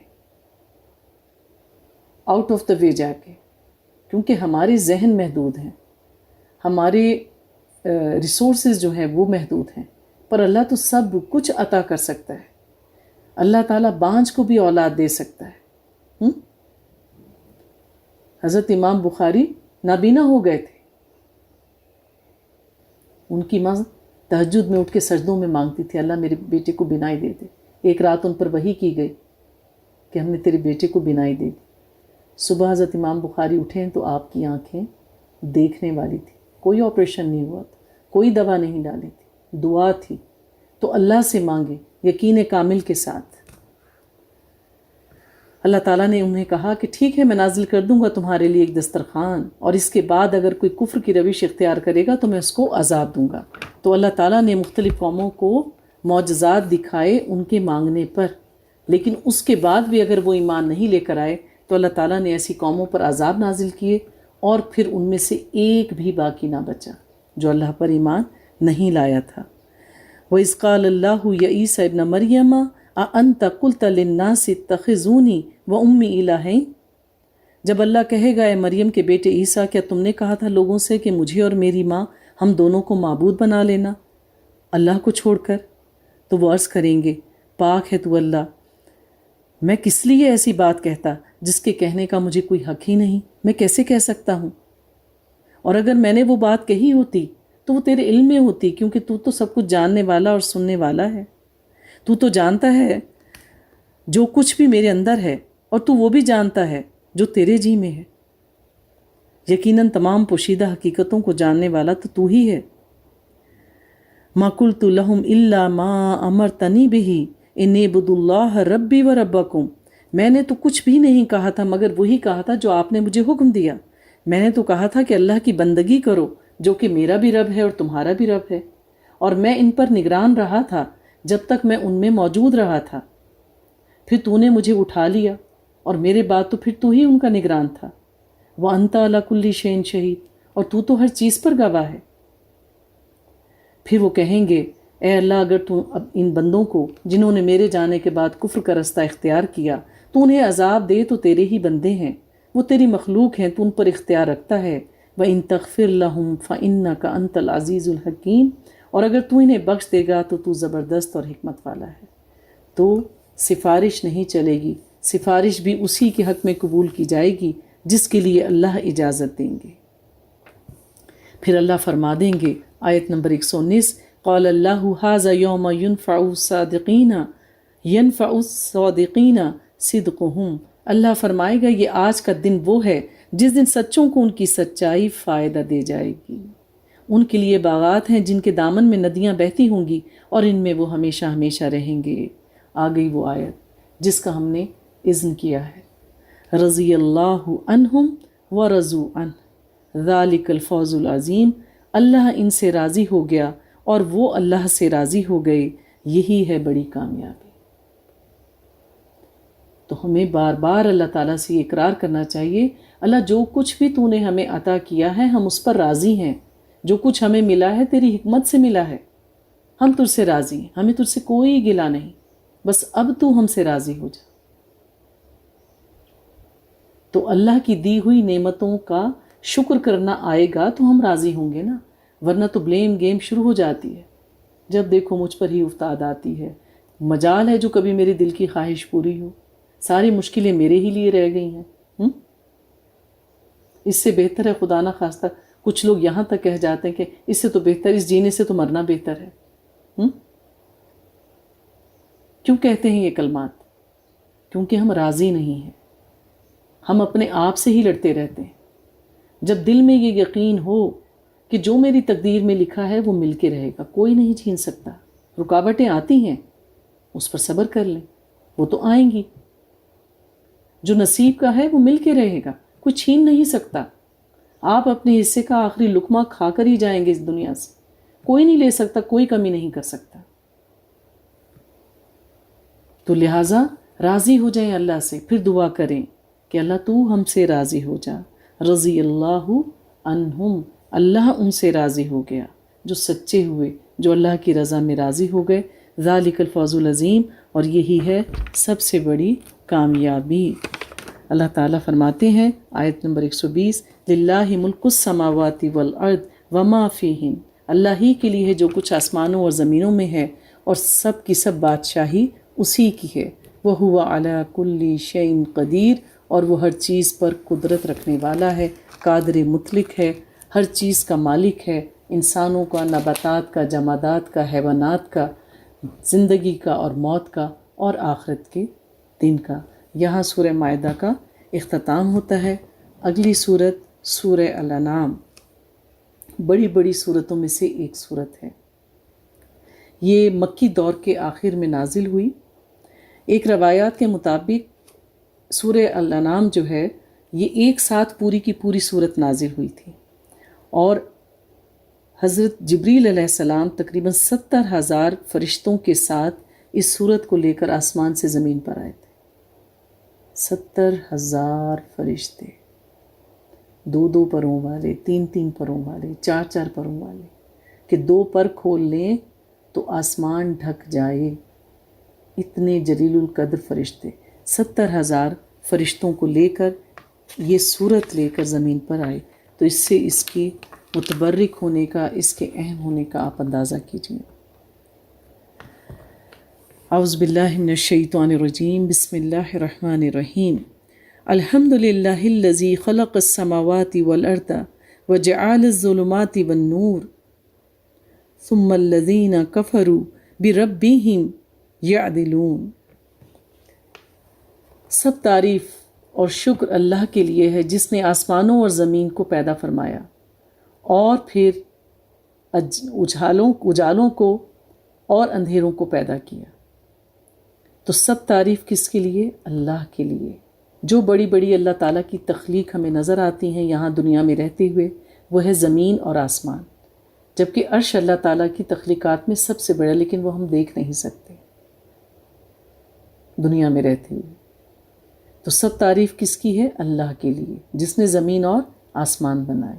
ایک اور بڑی نشانی ہمیں بتا دی، اندھیرے اور روشنی بنائے، دن اور رات کا آنا جانا. اندھیرے اور روشنی سے مراد کیا ہو سکتا ہے؟ ایمان اور کفر بھی. تو اللہ ہی ہے جس نے یہ سب کچھ بنایا. پھر اللہ تعالیٰ کہتے ہیں پھر بھی وہ لوگ جو اپنے رب کا کفر کرتے ہیں اس کے برابر کیے دیتے ہیں جھوٹے معبودوں کو.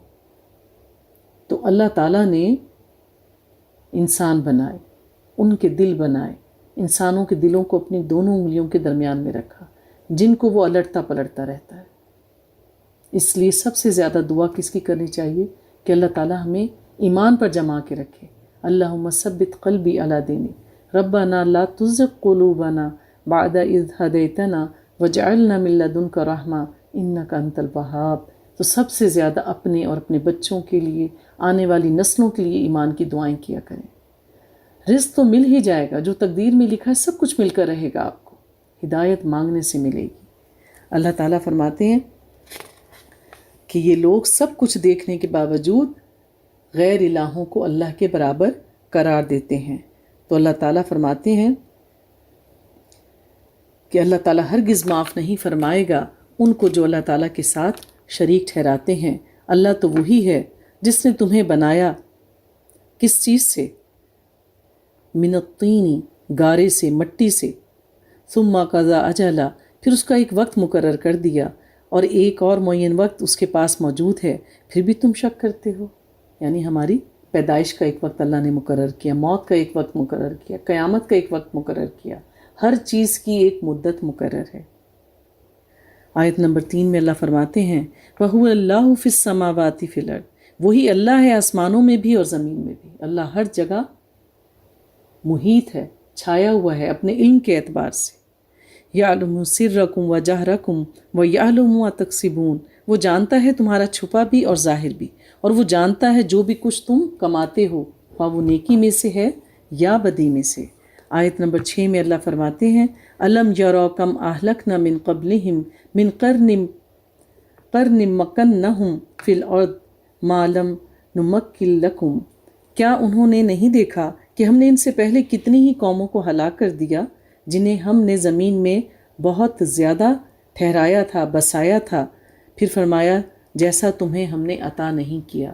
یعنی تم سے پہلے جو قومیں گزر چکیں ہم نے انہیں لمبی لمبی عمریں دی تھیں، بڑی بڑی بادشاہیت دی، انہیں ہر طرح کا ہنر دیا، ہر طرح کی آسائشیں دی، اور اس کا تو تم امیجن بھی نہیں کر سکتے جو ہم ان کو نواز چکے ہیں.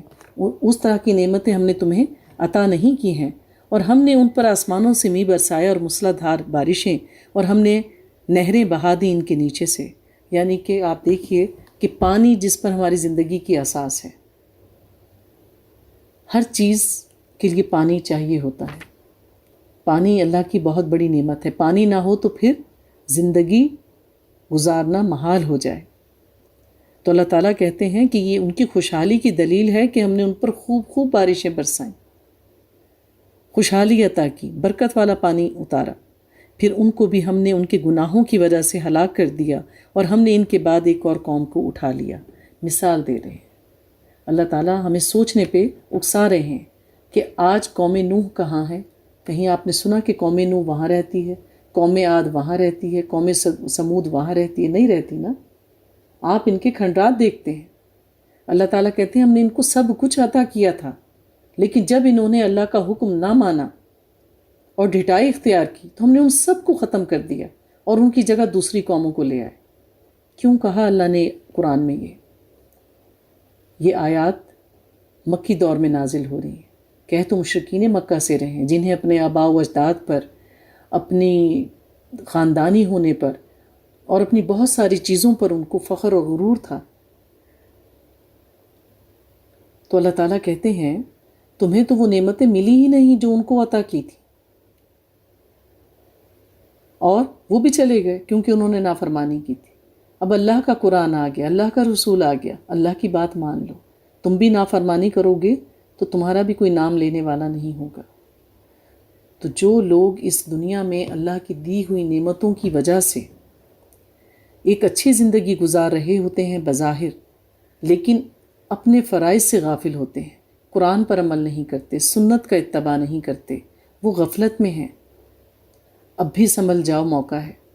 اگر نہیں سنبھلے تو کیا ہوگا؟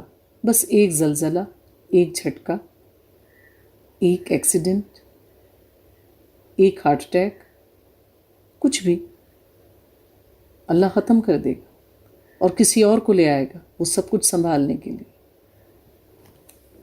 تو اللہ تعالیٰ آیاتیں بدل بدل کر ہمیں سکھا رہے ہیں کہ ہم سنبھل جائیں، کیونکہ قرآن صرف پچھلوں کے لیے نہیں تھا، یہ ہمارے لیے بھی ہے. اللہ فرماتے ہیں آیت نمبر 14 قل اغیر اللہ اتخذ ولیا فاطر السماوات والارض، ان سے کہیے کہ کیا میں اللہ کے سوا کسی اور کو اپنا ولی بنا لوں جو آسمانوں اور زمین کا پیدا کرنے والا ہے. کیونکہ غیر مسلم تو ہمیشہ سے چاہتے ہیں کہ مسلمان ان جیسے ہو جائیں. تو وہ اللہ جو ہمارا مالک ہے، جس نے زمین اور آسمانوں کو پیدا کیا، کیا ہم اس کو بھول جائیں، اس کو چھوڑ دیں، اس کی اطاعت نہ کریں؟ وہ کھانا کھلاتا ہے، اسے کھلایا نہیں جاتا. وہ ہماری عبادتوں کا کسی چیز کا محتاج نہیں ہے. اے نبی صلی اللہ علیہ وآلہ وسلم، کھلم کھلا کہہ دیجئے کہ مجھے تو حکم ہوا ہے کہ سب سے پہلا فرما بردار بن جاؤ. جب کوئی حق بات پہنچے تو سب سے پہلے اس کو خود قبول کریں، اقرار کریں اور اس پر عمل کریں. وَلَا تَكُونَنَّ مِنَ الْمُشْرِكِينَ، اور تم ہرگز نہ ہونا مشرکین میں سے. کوئی مانتا ہے مانے، نہیں مانتا نہ مانے. ہماری اپنی زندگی ہوگی، اکیلے آئے تھے، اکیلے قبر میں جانا ہے، کوئی آپ کے ساتھ نہیں جائے گا، اور نامہ اعمال بھی آپ ہی کے ہاتھ میں دیا جائے گا، اور اپنے حصے کی سزا بھی خود ہی اٹھانی پڑے گی. تو لہٰذا دوسروں کو دیکھ کر آپ گڑھے میں نہ گریں. اللہ فرماتے ہیں آیت نمبر 17 ان یمسسک اللہ بضر، اگر تمہیں اللہ کی طرف سے کوئی تکلیف پہنچائے تو کوئی ایسا ہے کہ اللہ کے سوا اس کو دور کر سکے؟ سورہ قصص آیت نمبر 88 میں اللہ فرماتے ہیں وَلَا تَدْعُوا مَعَ اللَّهِ إِلَٰهًا آخَرَ، وہی مشکل کشا ہے، وہی حاجت روا ہے، تو تکلیف پہنچے تو صرف اسی کو پکارو، اللہ کے ساتھ کسی اور کو نہ پکارو۔ آیت نمبر 19 میں قُلْ أَيُّ شَيْءٍ أَكْبَرُ شَهَادَةً قُلِ اللَّهُ شَهِيدٌ بَيْنِي وَبَيْنَكُمْ، اے نبی ان سے کہیے کون سی چیز ہے جو گواہی میں سب سے بڑی ہے؟ پھر خود ہی ان سے کہہ دیجئے کہ اللہ سب سے بڑا گواہ ہے میرے اور تمہارے درمیان۔ بعض اوقات دنیا میں بھی ایسی سچویشنز پیش آ جاتی ہیں نا کہ دو لوگ ہوں، جھگڑ رہے ہوں، ایک کسی پہ زیادہ زیادتی کرے اور ایک خود سے ہی، جیسے یوسف علیہ السلام کے معاملے میں کیا تھا کہ اس جن کے گھر میں آپ رہتے تھے اس خاتون نے خود سے اپنا گریبان چاک کر لیا، خود سے کہا کہ مجھ پر اس نے حملہ کیا، اس کی نیت خراب تھی۔ اب اگر دو لوگوں کے درمیان کوئی تیسرا بندہ نہیں ہے کہ زیادتی کس نے کی، تو سب سے بڑا گواہ کون ہے؟ اللہ، پھر اللہ کو گواہ بنا لو۔ تو میری جانب یہ قرآن وحی کیا گیا ہے تاکہ میں تمہیں بھی خبردار کر دوں اور اس کے ذریعے سے اور اس کو بھی جس تک یہ پہنچ جائے، تو لہٰذا جس تک یہ پہنچ جائے، تو اس وقت کے انسانوں تک جب نبی پاک زندہ رہے کس نے پہنچایا؟ آپ نے اور آپ کے صحابہ کرام نے۔ اور یہ قرآن آج اپنی صحیح حالت میں ہمارے ہاتھوں کے درمیان ہے۔ احادیث کی کتب ہیں جو محفوظ ہیں، صحیح احادیث ہیں، کیسے پہنچی؟ لوگوں نے کام کیا، جد و جہد کی، قربانیاں دیں، اس کو اہمیت دی، سیکھا، پھر آگے پہنچایا۔ تو جب تک امت محمدی کا حق ادا کرنے والی، اس فرض کا حق ادا کرنے والی، اس فرض کو نبھانے والی ایک جماعت ہم میں موجود رہے گی، تبھی تو یہ دین اور علم آگے پہنچے گا۔ تو لہٰذا اس کا سیکھنا اور سکھانا فرض کفایہ ہے۔ ضرور ہم میں سے لوگوں کو اس کا صحیح علم سیکھنا چاہیے اور باقی لوگوں تک پہنچانا چاہیے، اور یہ سلسلہ انشاءاللہ امت محمدی میں قیامت تک جاری رہے گا۔ اللہ تعالیٰ فرماتے ہیں آیت نمبر 27 وَلَا تَرَى إِذَا وُقِفُوا عَلَى النَّارِ فَقَالُوا يَا لَيْتَنَا نُرَدُّ وَلَا نُكَذِّبُ بِآيَاتِ رَبِّنَا، اور کاش تم دیکھ پاتے جب وہ کھڑے کیے جائیں گے آگ کے کنارے پر، تو کہیں گے کہ کاش کسی طرح ہم واپس زمین پر لوٹا دیے جائیں اور پھر ہم اب رب کی آیات کو نہیں جھٹلائیں گے۔ تو جب قیامت واقع ہو جائے گی، حساب کتاب ہو جائے گا اور خسارے والے خسارے میں چلے جائیں گے، تو جن لوگوں کو یہ دنیا میں کمتر سمجھتے تھے، جنہیں حقیر سمجھتے تھے، اپنے پاس بٹھانے کے قابل نہیں سمجھتے تھے، وہ تو اونچے ممبروں پہ بٹھا دیے جائیں گے، ان کے چہرے چاند سے زیادہ روشن ہوں گے، اللہ کے نور سے چمک رہے ہوں گے، جنتوں کی طرف دوڑ رہے ہوں گے، اور وہ کہیں گے کاش کہ یا تو زمین پھٹ جائے ہم اس میں سما جائیں، یا اللہ تو ہمیں ایک مہلت دے دے، ہمیں دوبارہ زمین پہ بھیج، ہم جو تیرے احکامات آئیں گے ہم ان کا اقرار کریں گے، اس پر عمل کریں گے، اور پھر ہم کبھی بھی انکار نہیں کریں گے۔ تو اللہ تعالیٰ کہتے ہیں بل بدلہم ما کانوا یخفون من قبل، بلکہ یہ تو ان پر وہی حقیقت ظاہر ہوئی ہے جو اس سے پہلے اپنے دل میں چھپائے ہوئے تھے۔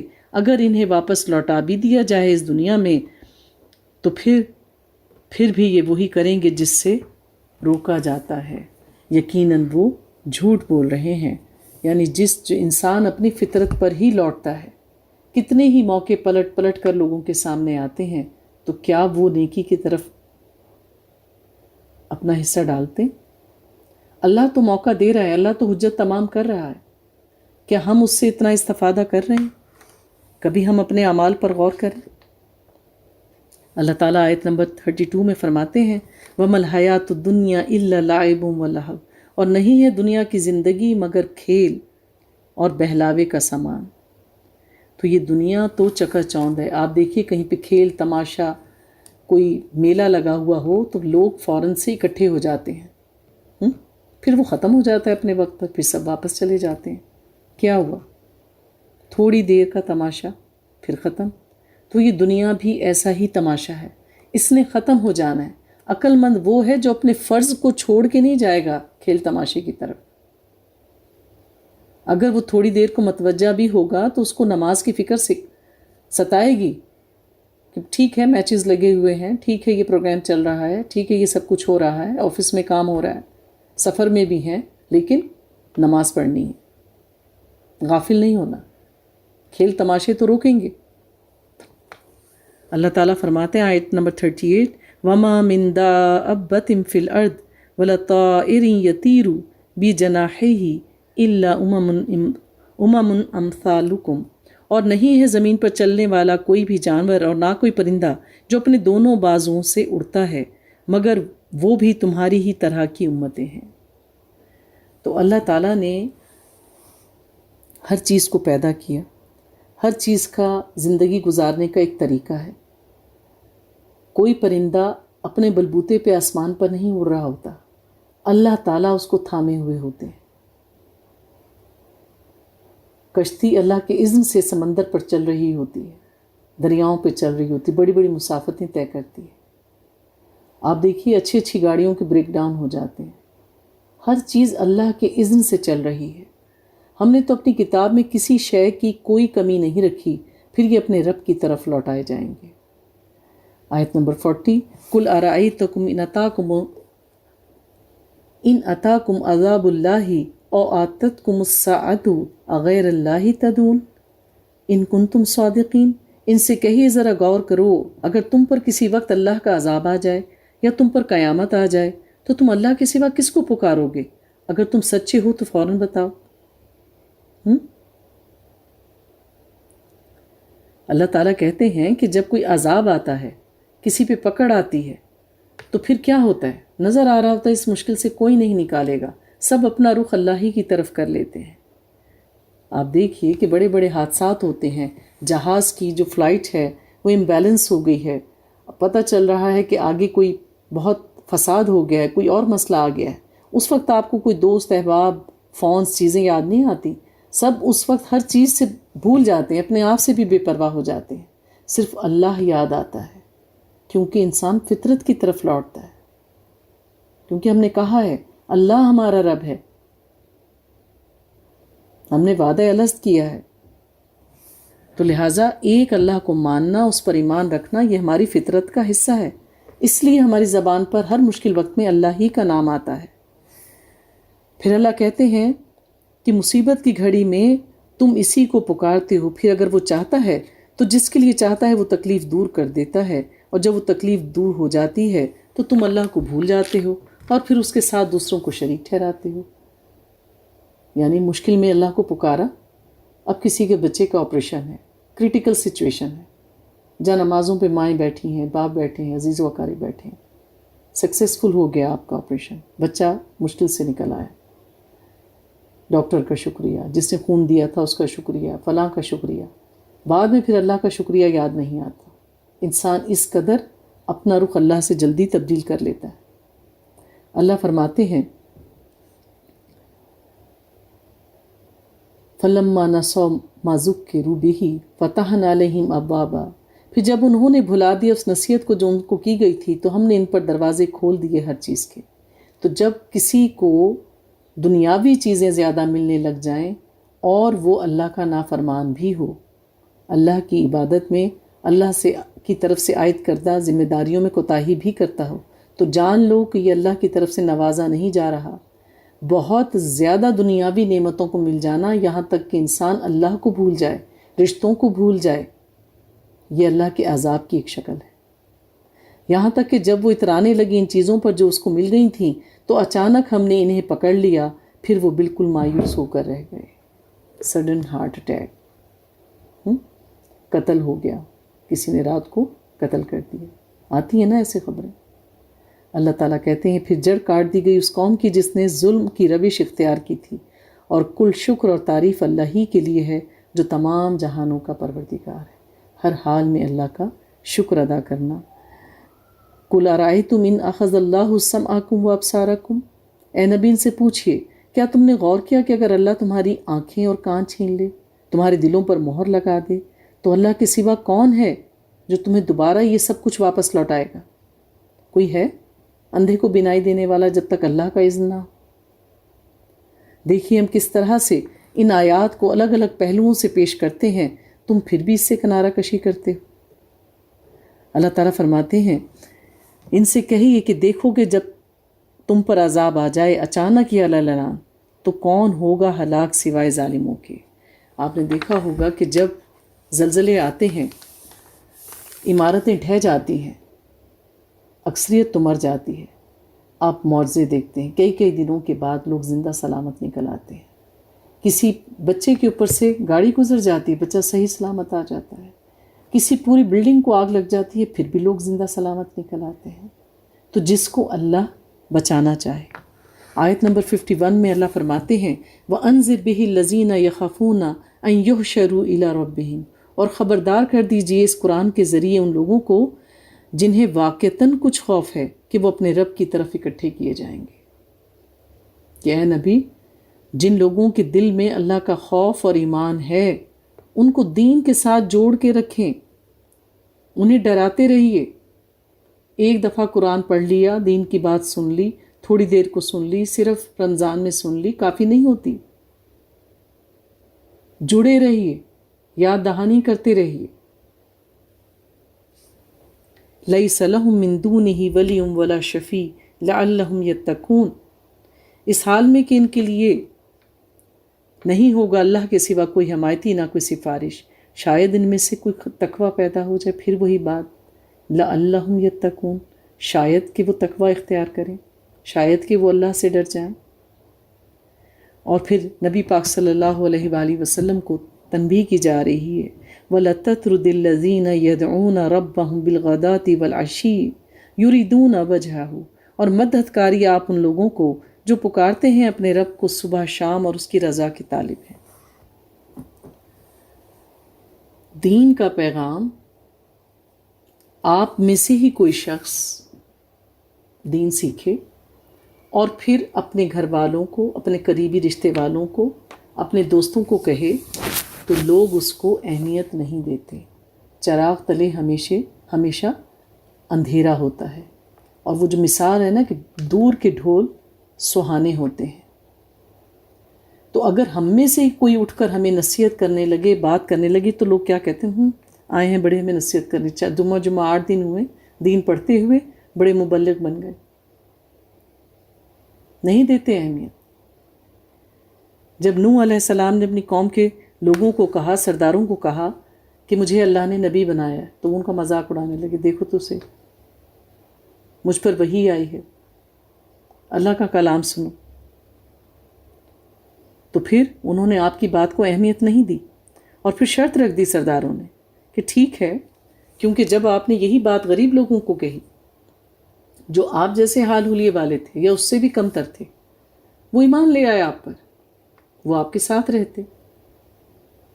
غریب جو ہے وہ اپنے آپ کو تکلیف میں ڈال کر بھی اپنے تعلق کو نبھاتا ہے۔ امیر لوگ خود کو تکلیف میں ڈال کے تعلق کو نہیں نبھاتے، ان کا جب سب کچھ ہو جاتا ہے نا، وہ پھر آ کر کھڑے ہوتے ہیں، اب وقت ملا ہے، یہ بھی ہو گیا، یہ بھی ہو گیا، یہ بھی ہو گیا۔ دین یہ آپ کبھی بھی فوکس کیجیے۔ اللہ ہمیں تھوڑے تھوڑے عرصے کے بعد کہتا ہے کہ آنکھیں کھولو کہ کون مخلص ہے اور کون مخلص نہیں ہے، کون منافقت کر رہا ہے آپ کے ساتھ۔ تو پھر ان سرداروں نے کہا کہ یہ گھٹیا قسم کے لوگ آپ کے ساتھ بیٹھے ہوئے ہوتے ہیں، تو ان کی موجودگی میں تو ہم نہیں آئیں گے۔ ایسی ہی بات قریش کے سرداروں نے نبی پاک سے کہی تھی۔ ابن مکتوم، حضرت بلال، ایسے لوگ نبی پاک کے پاس ہوتے تھے، تو یہ ان کو اس قابل نہیں سمجھتے تھے کہ ہم ان کی موجودگی میں نبی پاک صلی اللہ علیہ وسلم کے پاس جائیں، تو آپ کو یہ کہا کرتے تھے کہ یہ ہٹیں گے تو ہم آئیں گے۔ اللہ نے تنبیہ کر دی کہ ان کو ہرگز نہ ہٹائیے، یہ تو آپ کے رب کے قریب ہیں، یہ صبح شام آپ کے رب کو یاد کرتے ہیں، آپ کے ذمے ان کے حساب میں سے کچھ نہیں ہے، اور نہ آپ کے حساب میں ان کے ذمے کچھ ہے۔ فَتَطْرُدَاهُمْ فَتَكُونَ مِنَ الظَّالِمِينَ، اگر آپ نے اپنے آپ سے ان کو دور کیا تو پھر آپ ظالموں میں سے ہو جائیں گے۔ دکھ درد کے ساتھیوں کو ساتھ رکھا کریں۔ اگر اللہ نے آپ کو نواز دیا تو پچھلوں کو نہ بھولیں، یہی اعلیٰ ظرف لوگوں کی نشانی ہے۔ اللہ تعالیٰ فرماتے ہیں نبی پاک صلی اللہ علیہ وآلہ وسلم کو، اور پھر اس قرآن کی توسط سے ہمیں یہ نصیحت کی جا رہی ہے کہ جب آپ کے پاس آئیں وہ لوگ جو ہماری آیات پر ایمان رکھتے ہیں، تو آپ ان سے کہیں کہ تم پر سلامتی ہو، اور تمہارے رب نے اپنے اوپر رحمت کو لازم کر لیا ہے، اور تمہارے لیے اللہ کی خاص رحمت کا اظہار اس چیز سے ہے کہ تم میں سے جو کوئی کسی برے کام کا ارتکاب کر بیٹھے گا کسی جہالت یا کم علمی کی بنا پر، اور وہ بعد میں توبہ کرے گا اور اصلاح کر لے گا تو اللہ تعالیٰ بخشنے والا ہے۔ وَكَذَلِكَ نُفَصِّلُ الْآيَاتِ، اور اسی طرح ہم اپنی آیات کی تفصیل بیان کرتے ہیں تاکہ لوگ اس پر غور و فکر کریں اور مجرموں کا راستہ واضح ہو جائے۔ تو جو لوگ غور و فکر کرتے ہیں وہ یقیناً ایک سیدھا راستہ پا لیتے ہیں۔ آیت نمبر 59 میں وَعِندَهُ مَفَاتِحُ الْغَيْبِ لَا يَعْلَمُوهَا إِلَّا هُوَ وَيَعْلَمُ مَا فِي الْبَرِّ وَالْبَحْرِ، اور اسی کے پاس ہے غیب کے سارے خزانے، کوئی نہیں جانتا ان خزانوں کو اللہ کے سوا، اور وہ جانتا ہے جو کچھ خشکی میں ہے اور سمندر میں ہے، اور نہیں گرتا کوئی ایک پتا بھی مگر اللہ کو اس کا علم ہوتا ہے، اور نہیں گرتا کوئی دانہ زمین کی تاریکیوں میں، اور نہ کوئی تر و تازہ نہ کوئی سوکھی ہوئی چیز مگر ایک کتاب مبین میں وہ سب کچھ تحریر کیا ہوا ہے۔ اللہ تعالیٰ کے پاس غیب کے علم کی کنجیاں ہیں۔ اللہ نے جتنا چاہا انبیاء علیہ السلام کو علم دیا، سارے علم ان کو بھی نہیں دیے گئے۔ اسی طرح فرشتوں کو بھی صرف اتنی بات پتہ ہوتی ہے جتنی اللہ ان کو بتانا چاہتے ہیں۔ کس وقت میں، کس دور میں، کس کے ہاتھوں اس دنیا میں کیا ایجاد ہونا ہے، اللہ جس کے لیے چاہتا ہے ویسا کرتا ہے۔ ابھی نہ جانے کون کون سی ایجادات ہونی ہے، کس کے ذریعے ہونی ہے، کب ہونی ہے، ہم نہیں جانتے، اللہ کو پتہ ہے۔ اللہ کے پاس غیب کی کنجیاں ہیں۔ اور اسی طرح کیا پیدا ہونا ہے، کس درخت پر کتنے پتے لگنے ہیں، کس درخت نے کتنا پھل دینا ہے اس سال، کون سا شادی شدہ جوڑا ہے جس کو اللہ ٹوین دے گا، جس کو ایک دے گا، جس کو بھی نہیں دے گا، یہ سب اللہ کو پتہ ہے، کوئی نہیں جانتا۔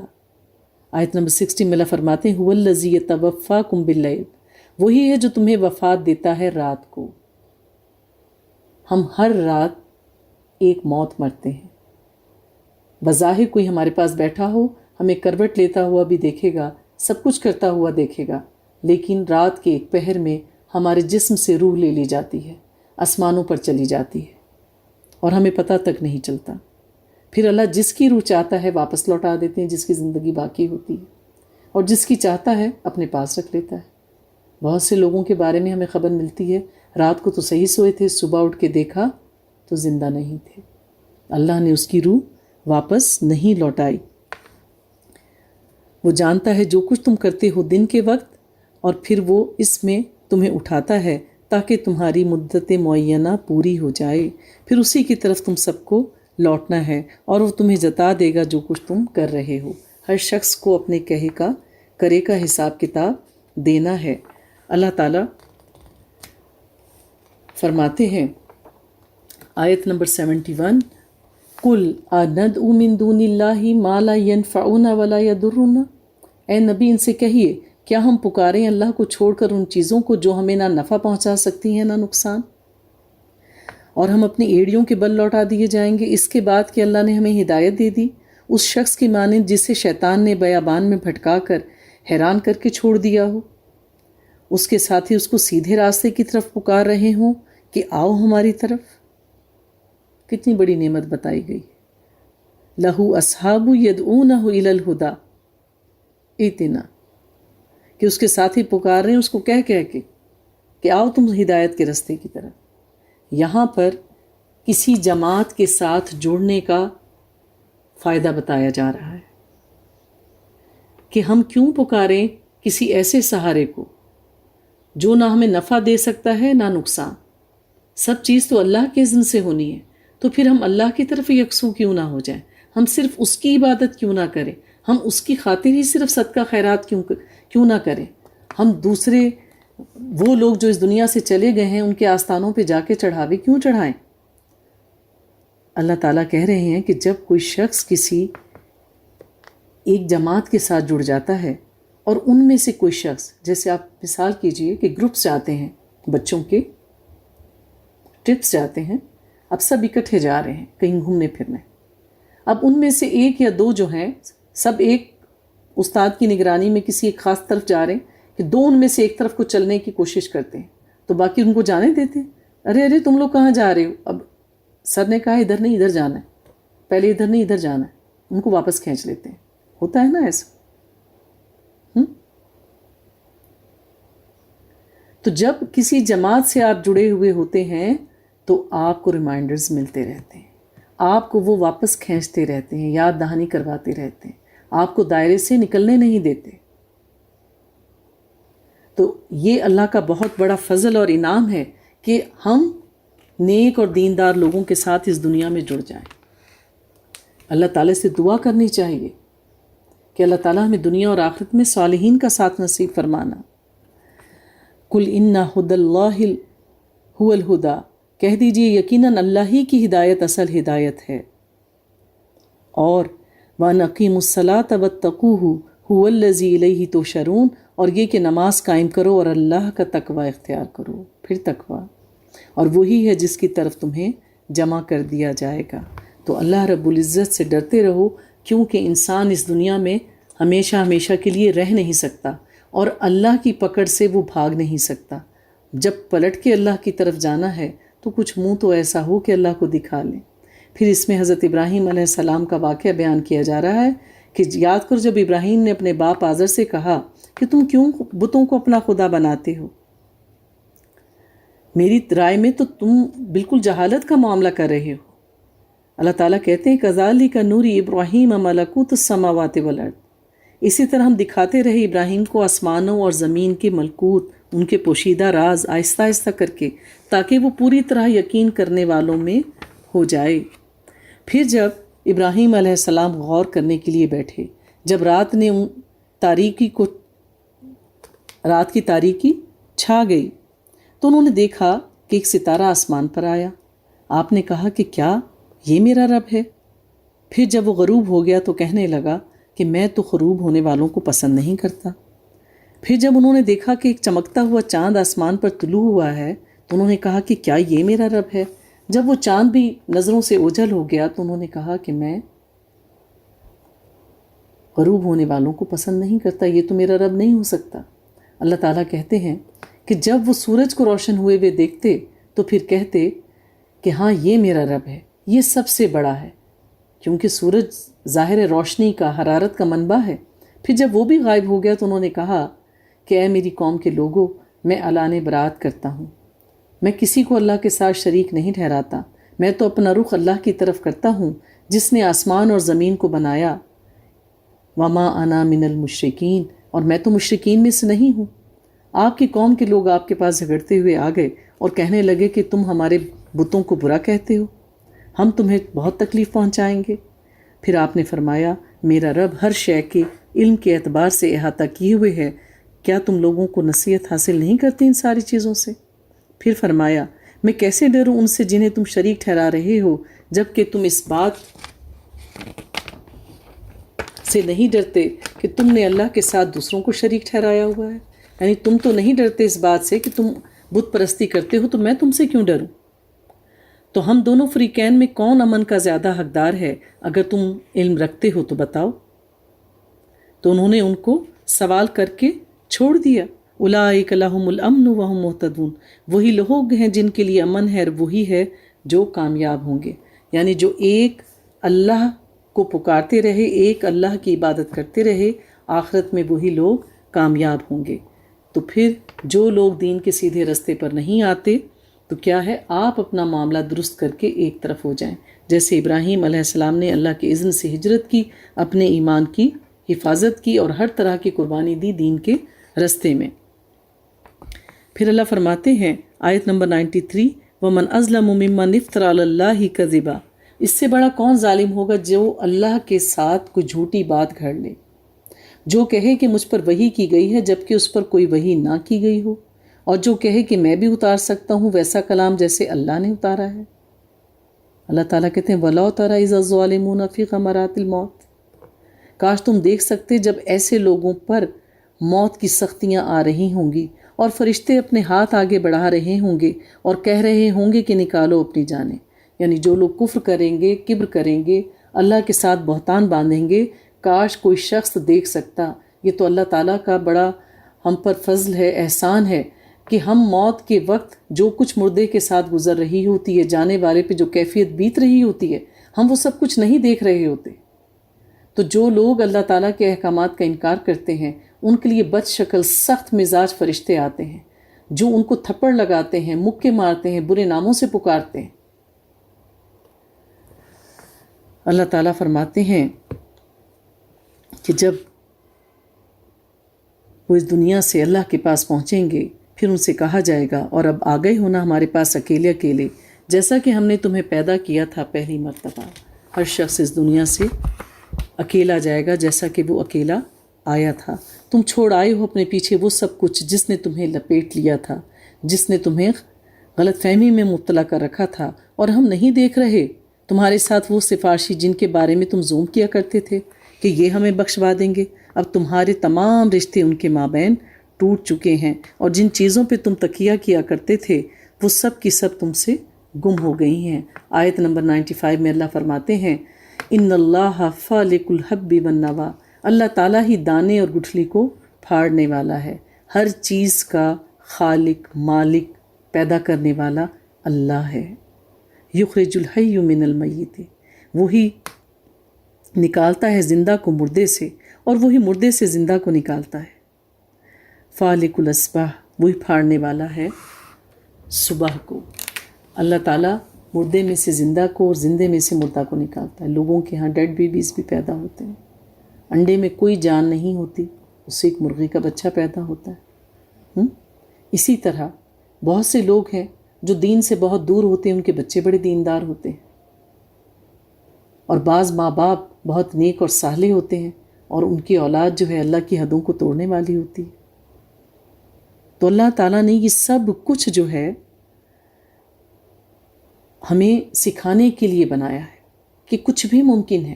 Exceptions are always there. آپ ماں باپ کے عمل سے بچوں کو جج نہیں کر سکتے اور بچوں کے عمل سے ماں باپ کو جج نہیں کر سکتے۔ آیت نمبر 98 میں اللہ فرماتے ہیں هُوَ الَّذِي أَنشَأَكُم مِّن نَفْسٍ وَاحِدَةٍ، اور وہی اللہ ہے جس نے تمہیں ایک جان سے پیدا کیا۔ ہم سب کس سے بنے؟ حضرت آدم سے۔ آدم سے حوا پیدا ہوئیں اور پھر ان کے جوڑے سے اللہ تعالیٰ نے ساری دنیا بسائی۔ فَمُسْتَقَرٌّ وَمُسْتَوْدَعٌ، اور پھر تمہارے لیے تو ایک مستقل ٹھکانہ ہے اور ایک کچھ دیر کے لیے رکھے جانے کی چیز۔ مستقر اور مستودع، مستقر وہ دنیا جہاں ہم رہ رہے ہیں، اور مستودع سے مراد ماں کا رحم ہے، یوٹرس ہے۔ اسی طرح کچھ مفسرین نے کہا ہے کہ مستقر یعنی مستقل قرار کی جگہ وہ تو آخرت ہے، اور مستودع یعنی عارضی طور پر ٹھکانہ وہ دنیا ہے۔ ٹھیک ہے، تو دو طرح کا کہ عارضی ٹھکانہ ماں کا یوٹرس ہے جہاں بچہ عارضی طور پہ رہتا ہے، مستقل کہاں آیا؟ دنیا میں۔ اور کچھ نے اس کی تعبیر اس طرح سے کی ہے کہ مستقل ٹھکانہ تو انسان کا آخرت ہے، اور مستودع جو ہے دنیا، وہاں پہ ایک وقت مقررہ کے لیے آیا ہے، تو یہاں دنیا سے تشبیہ کی دی گئی ہے۔ اللہ تعالیٰ فرماتے ہیں آیت نمبر 106 میں 106 میں اتبع ما اوحی الیک من ربک، اے نبی صلی اللہ علیہ وآلہ وسلم آپ پیروی کیجئے جو آپ کی طرف وحی کی جاتی ہے آپ کے رب کی طرف سے۔ کہا نبی پاک صلی اللہ علیہ وآلہ وسلم سے جا رہا ہے۔ ہم سب کے لیے یہی حکم ہے کہ ہم سب کو سب سے پہلے کس کی فکر کرنی ہے؟ اپنی، کہ جو کچھ قرآن کہہ رہا ہے اس پر عمل کریں، جیسا نبی پاک صلی اللہ علیہ وآلہ وسلم نے کر کے دکھایا، سنت کے مطابق اس کا اتباع کریں۔ اللہ تعالیٰ نے ہمیں امت وسطیٰ بنایا ہے، ہمارا کام ہے اپنے نبی کے چھوڑے ہوئے مشن کو پائے تکمیل تک پہنچانا، اللہ کے کلام کو، اللہ کے احکامات کو اس دنیا کے کونے کونے تک پہنچانا۔ کیا پہنچانا ہے ہم نے؟ لا الہ الا ہو واعرض عن المشرکین، اس کے سوا کوئی معبود نہیں، اور ان مشرکوں سے کنارہ کشی کر لیجئے۔ لوگوں کو سکھائیں، سمجھائیں، لیکن ان کے رنگ میں نہ رگیں۔ جو ماننے پہ تیار نہ ہو تو پھر اس کو سلام کریں اور ایک طرف ہٹ جائیں۔ وَلَوْ شَاءَ اللَّهُ مَا اشْرَكُوا، اگر اللہ چاہتا تو یہ سب شرک نہ کرتے۔ اے نبی صلی اللہ علیہ وآلہ وسلم ہم نے آپ کو ان پر نگران نہیں بنایا اور نہ ہی آپ ان کے ضامن ہیں، یعنی اللہ کے ہر کام میں حکمت ہے، اللہ چاہے گا تو ان کو ہدایت دے دے گا، ہمارا کام ہے اللہ کا پیغام ان تک پہنچانا۔ 109 اور وہ اللہ کی قسمیں کھا رہے ہیں کہ اگر ان کے پاس کوئی نشانی آ جائے تو وہ ایمان لے آئیں گے۔ کہہ دیجئے کہ نشانیاں تو سب اللہ کے اختیار میں ہیں۔ اللہ کسی کی فرمائش پہ معجزے نہیں اتارتا۔ اللہ جس کو چاہتا ہے معجزہ عطا کرتا ہے۔ اور اے مسلمانوں، تمہیں کیا معلوم کہ جب وہ نشانی آ جائے گی تب بھی وہ ایمان نہیں لائیں گے۔ آیت نمبر 110 میں اللہ کہتے ہیں وَنُقَلِّبُ أَفْئِدَتَهُمْ وَأَبْصَارَهُمْ كَمَا لَمْ يُؤْمِنُوا بِهِ أَوَّلَ مَرَّةٍ، اور ہم ان کے دلوں اور ان کی نگاہوں کو الٹ دیں گے جس طرح وہ ایمان نہیں لائے تھے پہلی مرتبہ۔ اللہ تعالیٰ ہر چیز پر اختیار رکھتا ہے۔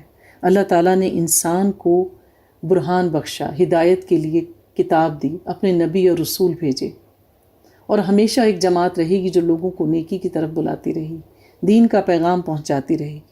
انسان کو صلاحیت دی ہے صحیح اور غلط میں فرق کرنے کی، حق کو پہچاننے کی۔